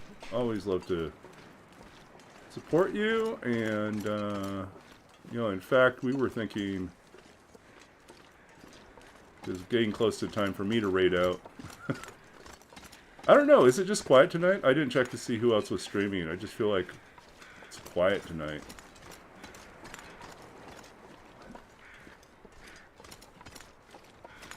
Weather looks nice.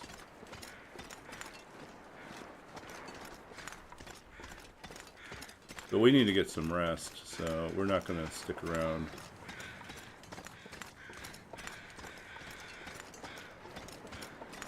We're going to go get ourselves to a cave.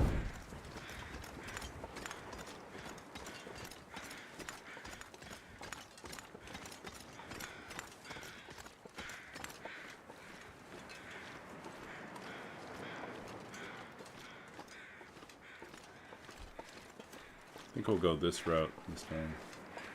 Usually I hug the perimeter all the way around, but there's not really any point to doing that. Well, I guess it's mainly because... Okay. Drop a fire here. Yeah, we've been also using a lot of snow shelters. Like stockpile a bunch of cloth from Coastal Highway and then make snow shelters at different locations. So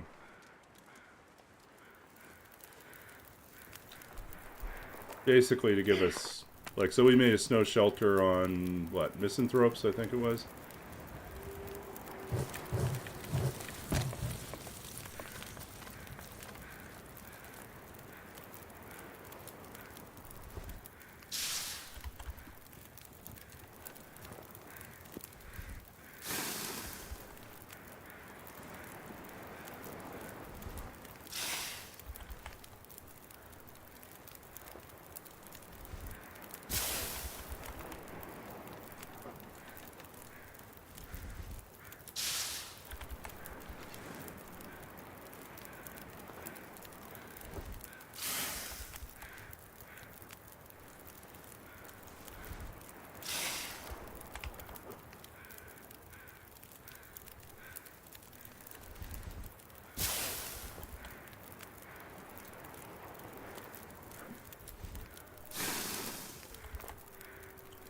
So what were you up to tonight?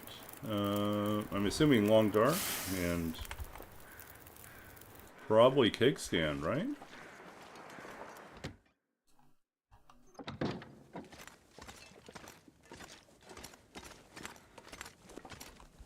They really want us to carry around as many spray paint cans as we can. Oh, more interesting accounts of cooking in the wilderness.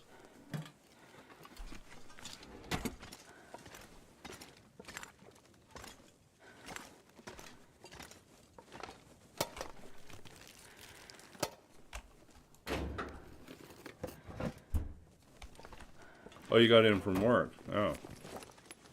This stuff will come in handy. Oh, I don't know. See? Yeah, not paying attention. Well, thank you for the resub. Do.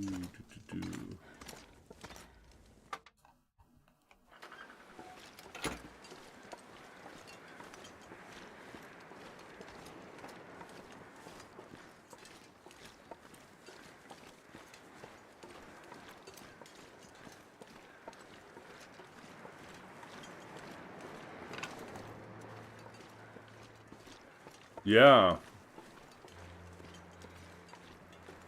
I feel like watching you do Cake Stand, it's an art basically. It's like, how in the world do you stretch out your matches so long? And I'm always in panic mode about, like, unlike this is the weird run where I have like a ridiculous number of matches, but normally there's like a period of time that settles, like happens at some point where I'm down to like 5 matches, 3 matches, 2 matches, and then 1 match and trying to decide when to strike it. And if I'm really lucky, I have no fire striker and no flares and no nothing else. I think the longest I went at the start of a run. So even, so I went, what? It was about 10 days, no matches, no flares.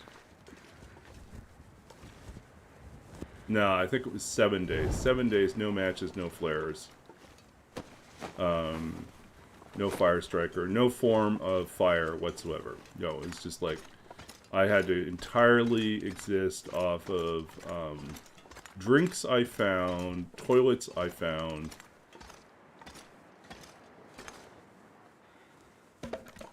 That's true. If you really have just a much more limited, you don't have to make plans for travel. You're just making plans about like how to conserve energy. Let's see here.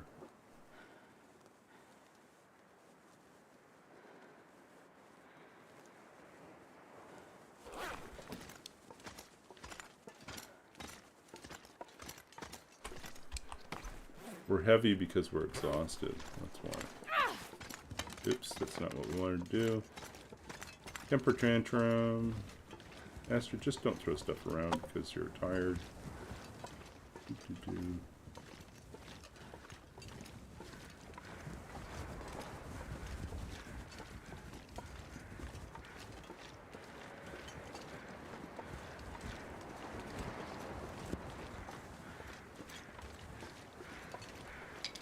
So do you plan on having fires burning indefinitely as long as you can, or do you just strategize when you need a fire and then plan for that? So like, okay, I'm going to have a fire and it's going to be a long fire, and so I'm going to cook everything all at once.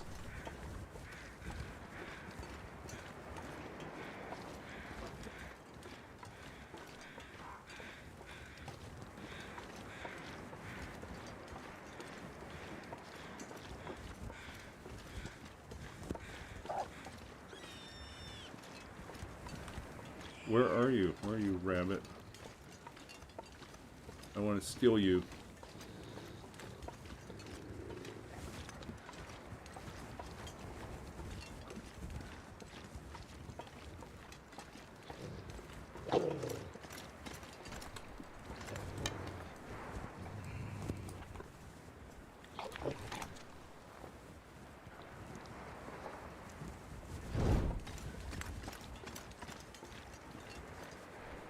Where are you at?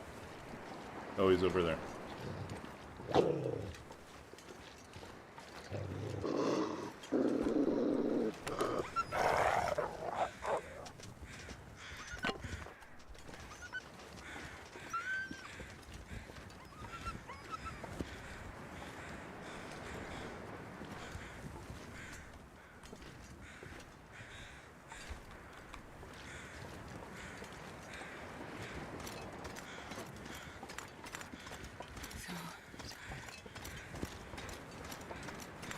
You'll hoard water and food until you have fire and then stave off.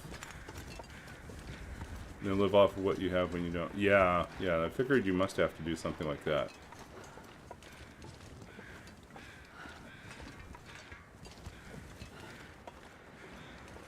Where's this rabbit at?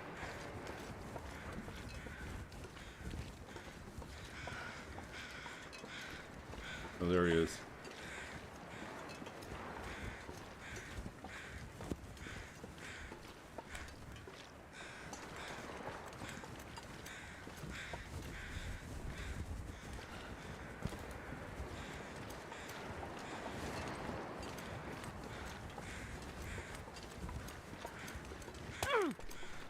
Oh, that's not good.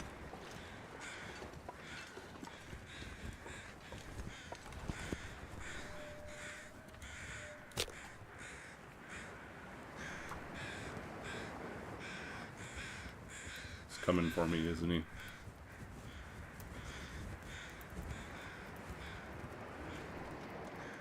Six snares. Yeah, so I guess snares would be a big part of it too.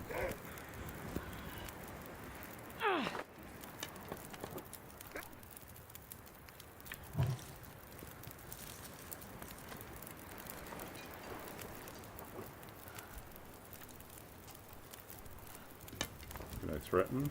I can. Just go away, okay, buddy?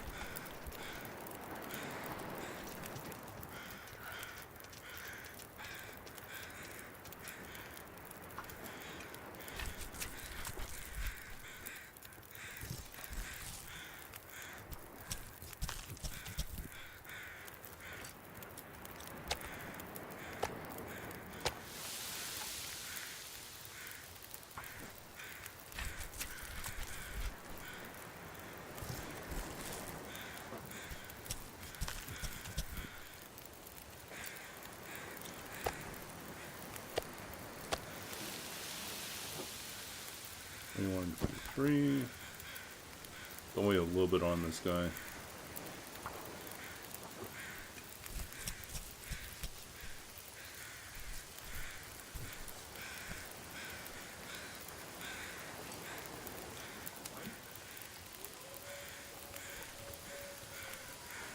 $16, $18.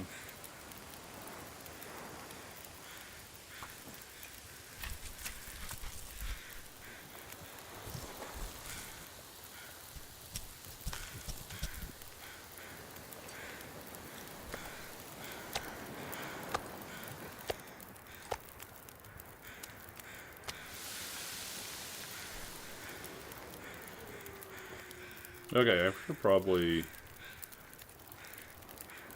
cook some coffee up here too, right?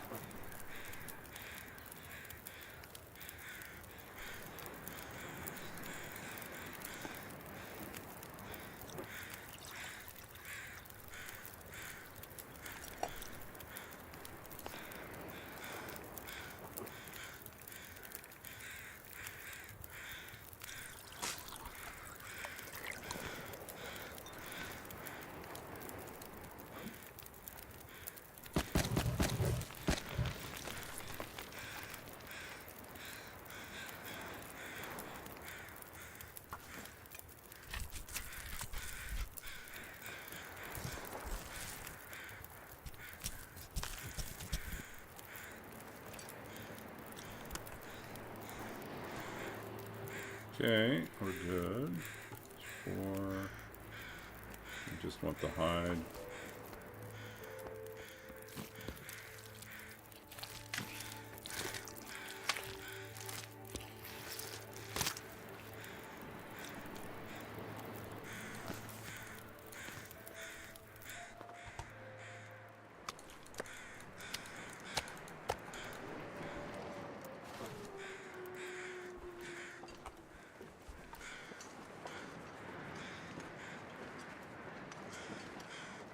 I gotta eat soon.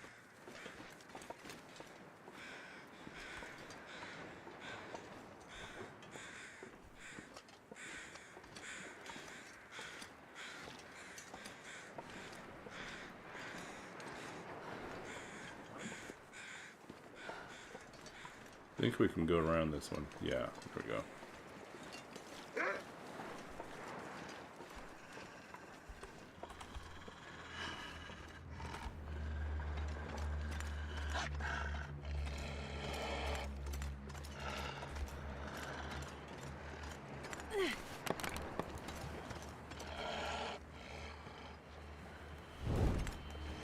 Where are you, buddy?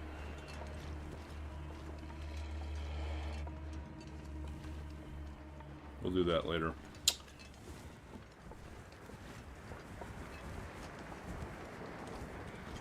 Out of sight, out of mind. Maybe.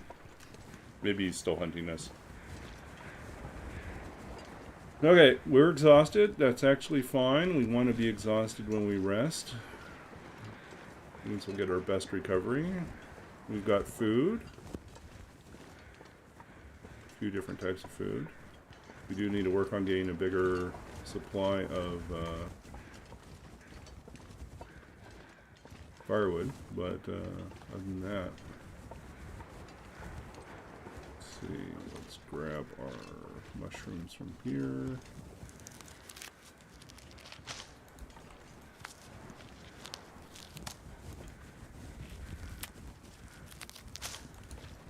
Okay.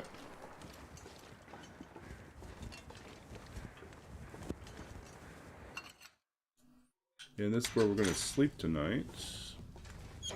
Right here. At the entrance, and then we'll figure out what we're doing next stream. So this is Wednesday night. My next stream will be... Oops. Saturday night. Because I have D&D on Thursday and Friday nights. So...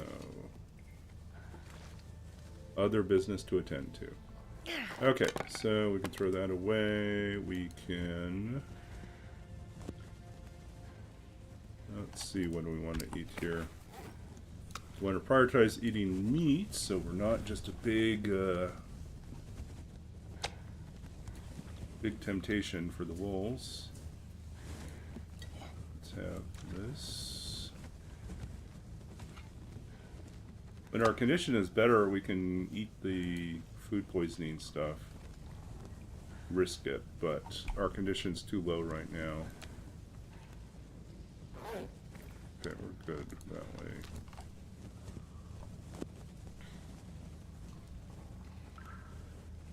Okay.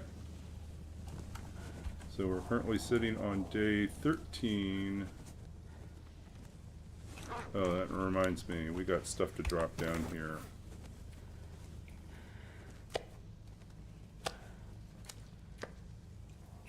I think we have a rabbit still to harvest. No, did we leave the rabbit behind? We left the rabbit behind. We'll have to go back for the rabbit. Tomorrow. Or next stream we'll do the rabbit.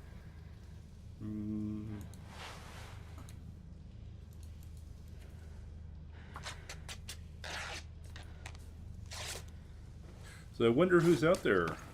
Who can we raid?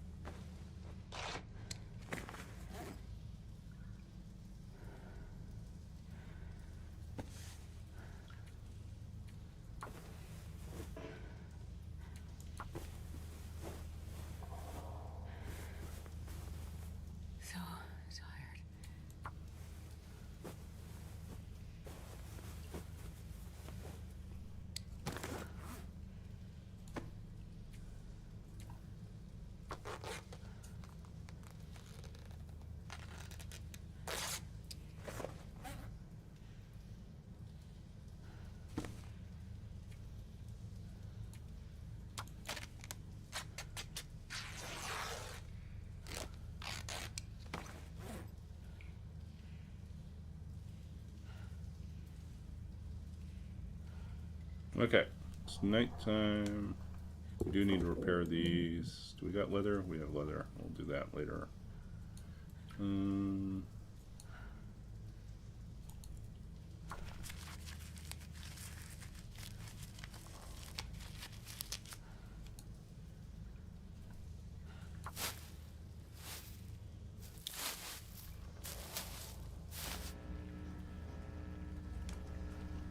Oh, that's exciting.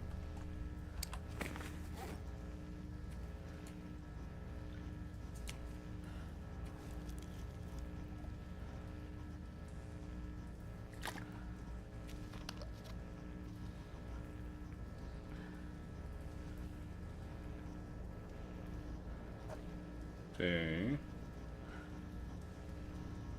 Hey, how's it going, Sakurai? Doing well. Sort of. Getting ready for a big long rest here.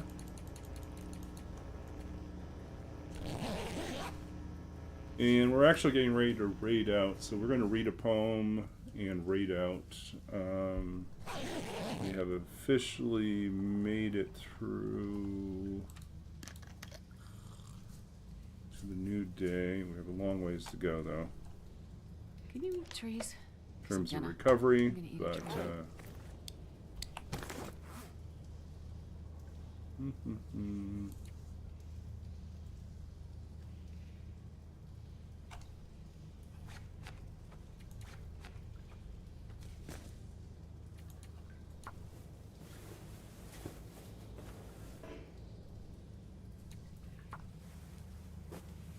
your university has a signal jammer, mobile. Soon. Almost there. Well, yeah, I don't know. It says I might have to change my stream settings because lately it's been giving me average stream bit rate is too high, which I was like, that's an issue.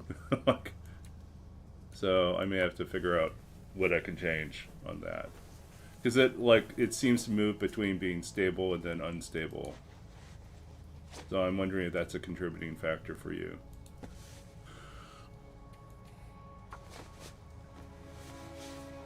And we're not going to be in the 20s, but we might get to 18 warrant bonus.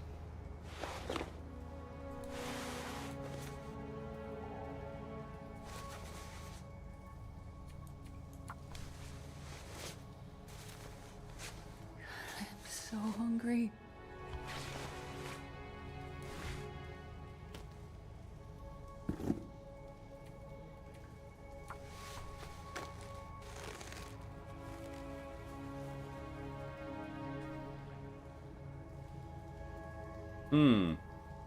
Interesting. 18. We're made it to 18. Okay. We'll fix this last pair of jeans and then we're going to wrap up for the night.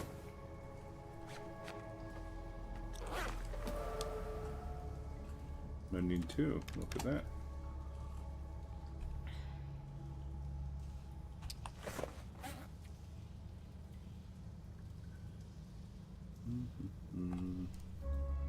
We have one birch tea.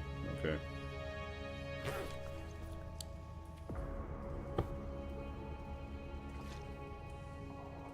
You know what? We might just stay here for...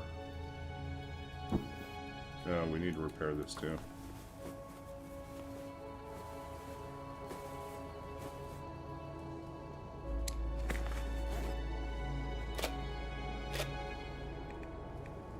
Okay.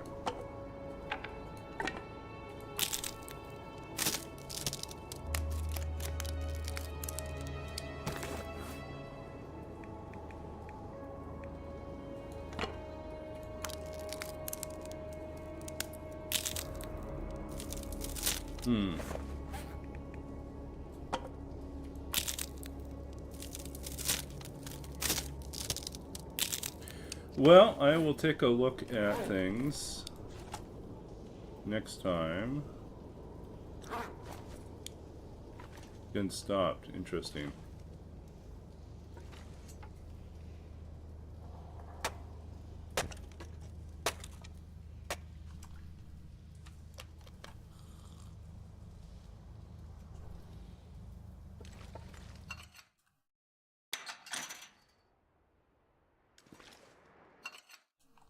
Okay, we're going to save here, and we'll get ready to raid out. Okay, so we are on day 14 now, and we have 3 boxes of crackers. So let's update that. 14 and 3 boxes of crackers. Okay, yeah. Let's read a poem before we go. And our poem tonight is going to be How the World Fits Together. Okay, so this is from my first book of poetry, The Lost Country of Sight, winner of the Philip Levine Prize, published by Anhinga Press in 2008. And this is How the World Fits Together. At best, awkwardly, like new stones in an old wall mended by strangers, or the way the dead descend into the earth, drifting like lost teeth in a broken jaw, nothing certain of place. Each fragment of world a memory carried across the dark soliloquy of water, what passes beneath us and above, the sound of clouds, the character of fire, the slow ease of hammers. Draw me a schematic, a simple diagram of saints, a symbolic representation of the world. Dig here, cross where it is shallow, here is a silence, here is a moment, here is a road. Blackberry and reed, saltwater bridge of sand, iron girder story, false mercy of flame. Outside, the gun-bone rattle of children at war, a bus burning like a candle, flickering wax statue of peace. Carry me home in barbed wire tangles, lips of obsidian, eyes like coal, skeleton of bark. Dream beneath rivers, the dying, the unyielding curvature of light and longing, the moon's dark mane of cloud trailing and falling, till we wake at last, watching, uncertain, our hands merging, folding one into the other, like an echo of storms carried in 100 paper boats, or the endless chain of names which wed the sky to the world below.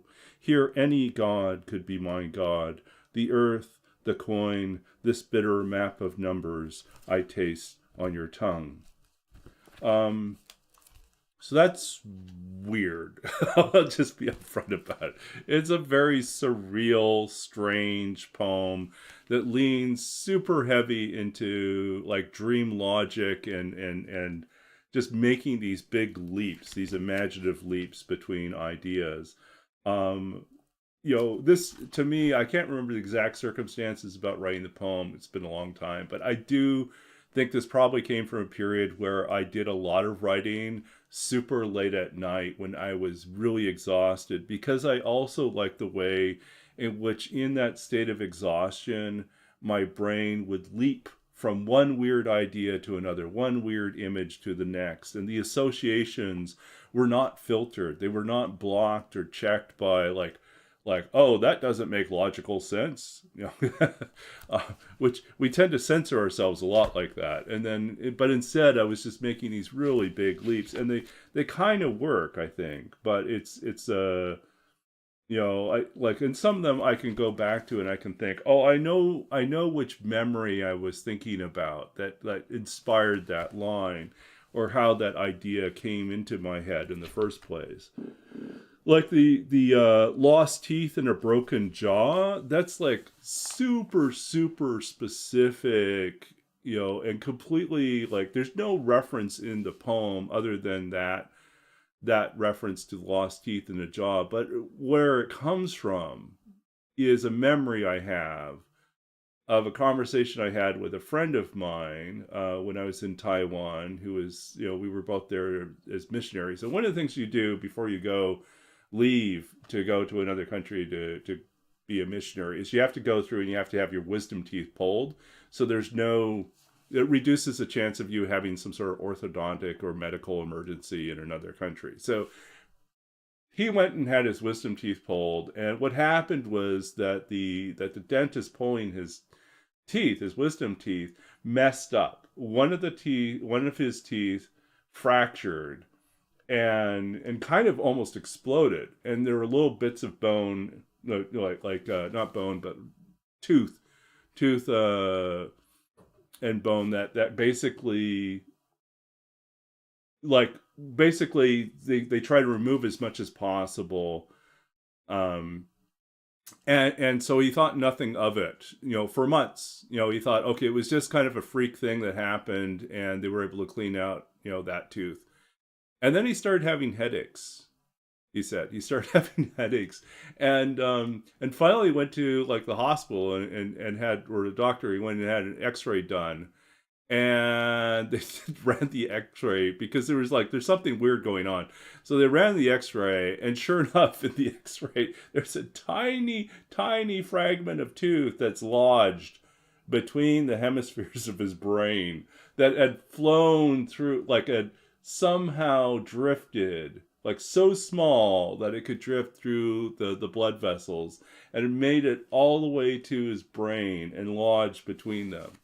And the doctors looked at it and said, like, I've never seen that happen before, and there's pretty much nothing we can do about that. You're just going to have to live with the occasional migraine headache. And so I was like, what in the world? I was like, what in the world? That is just the most bizarre thing. So this idea of a loose tooth drifting in the earth is much more substantial than a tiny fragment. But that's the origin, the origin story for that particular image. And I think as writers, like, that's often what happens, is like we'll hear a snippet of one thing or recall a snippet of something else. And in a moment when we're trying to create something, these snippets that seem on the surface completely unrelated to whatever we thought we were writing about will drift in. And then if we are really hyper vigilant and super locked in, we'll probably kick them away and think, oh, that has nothing to do with what I'm doing. But if we're not in that hyper self-censoring mode, if we let ourselves like engage with these like really random phrases and memories and let them find their way into the poem, then that type of unconscious association can lead to some really wonderful, unexpected images that make it like a very different poem, that make it something that no one else could imagine. It's a product of a life, that's lived observing and listening and engaging with others and with what we read and what we hear and what we experience, and letting ourselves like have these little pieces of them filter into what we're doing. It's also my argument why, generative AI systems are still a long way off from replicating what poets do, what creative writers do, but especially what poets do. Because most really good poets, contemporary poets, are engaged in this type of unconscious association that when you step back, you start to realize how those pieces fit together. But in the act of writing, you're not completely conscious. You're unconsciously gravitating towards certain images as feeling right or having the right fit for this moment. And you just kind of carry forward, like, that's strange, but let's see where it goes. And so, yeah, it's interesting. I don't believe we're close to a point where we're going to get anything like that, because there has to be both a way of being aware and not aware at the same time. And this kind of duality of like, it's kind of this strange sort of duality of being both simultaneously aware of like a larger thing you're trying to write about, like thematically, and then at the same time to be able to access unconscious associations that are specific to the life that we've lived and the material, the text, the things that we've encountered, that then collide. Like I always think about this as I have this weird theory called plate tectonics, where I think about like our lives being filled with these bodies or these masses of text or experience or trauma, that their interactions, much like plates, tectonic plates, their interactions create formation, like their collisions, their separations, their rubbing against each other produce some sort of geological formation, or in our case, in poetry and creative writing, they produce some sort of a literary formation. And that thing that emerges out of that is neither fully conscious nor fully unconscious, but it's like your ability to recognize that formation as being valuable or beautiful in some way in the process of it coming together is part of what writing is. Um,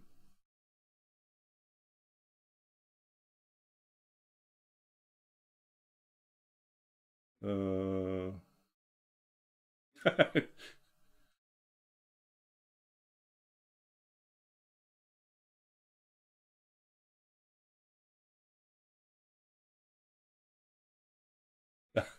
yeah, I don't know if I'll let it through, but thanks for so a little limerick time. Okay, so yeah, because this is also being archived on YouTube too. So, um, but yeah, yeah, no worries, no worries. Um, but yeah, so anyways, that's kind of how I think about like some of the weird poems are really letting yourself not censoring yourself as you're writing, um, in terms of like rejecting ideas as being too weird or too out there. In the act of creation, I think you need to give yourself a lot of permission to make weird associations. In the act of editing, the second stage, you go back, you revisit it, and then you start thinking about like, what is happening here? Now that I look at it as an editor, can I see the emerging pattern that I couldn't see because I was in the act of creating, but now I'm in the act of editing? It's the same way that like if you know a little bit about filmmaking, you know that they shoot a lot of shots. The filmmaker, the cinematographer, takes a lot of shots. Some of them do, at least.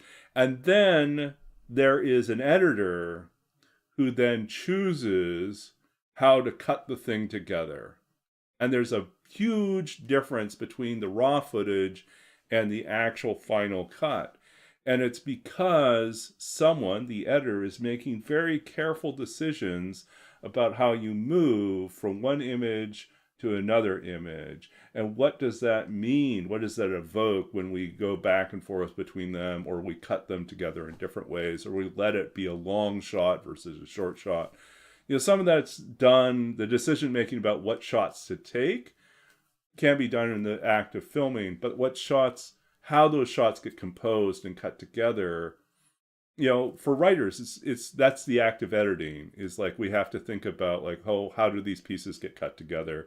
Sometimes we have to be pretty drastic, and we cut off a lot of words in order to make things really work. Because it turns out that we just have too much material, and really we need less. And other times we go back and we look at it and say like, how can we create a sense of there being more? Sometimes it means we have to write more. So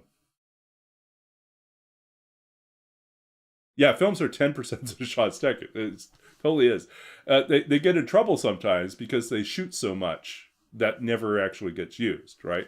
What's interesting is in the olden days, before digital, before we had access to digital video, as an option, when everything was shot on film, on actual like film material, then it was really, really expensive.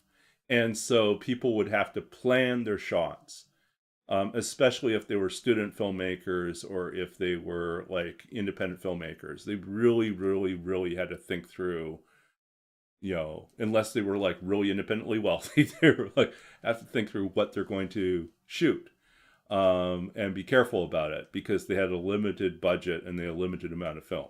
So, but yeah, these days it's like, yeah, it's cheap. It's cheap to take up data if you're just doing everything using, digital media, digital devices to record. Some people still film on actual film, and that's pretty cool. But I think most people are doing digital these days in some form or another. Okay, it's late for me, and I need to find someone to go raid. So let's go back out here and see who we have.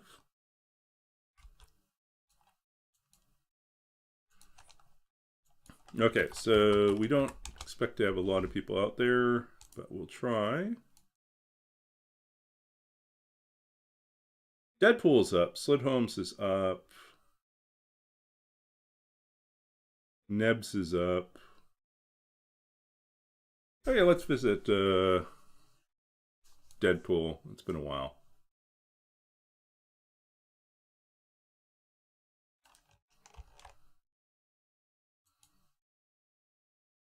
Okay, thank you all for being a part of this stream tonight and for hanging out and for great conversation.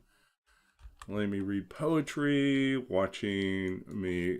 It's been honestly quite the quiet stream tonight. We didn't have that much drama. Only drama is really our own making for not drinking enough teas to stay warm while we were traveling. But yeah. Okay, so let's get our crew over and we'll head over to Deadpool and hang out for a little bit there. And I'm going to go to sleep and get some rest before tomorrow. So we'll see you all over there. Thank you again, and thanks for the resub, AV. We will see you in another stream soon. I'll be back on Saturday for more TLD. Till then, all the best. Good night.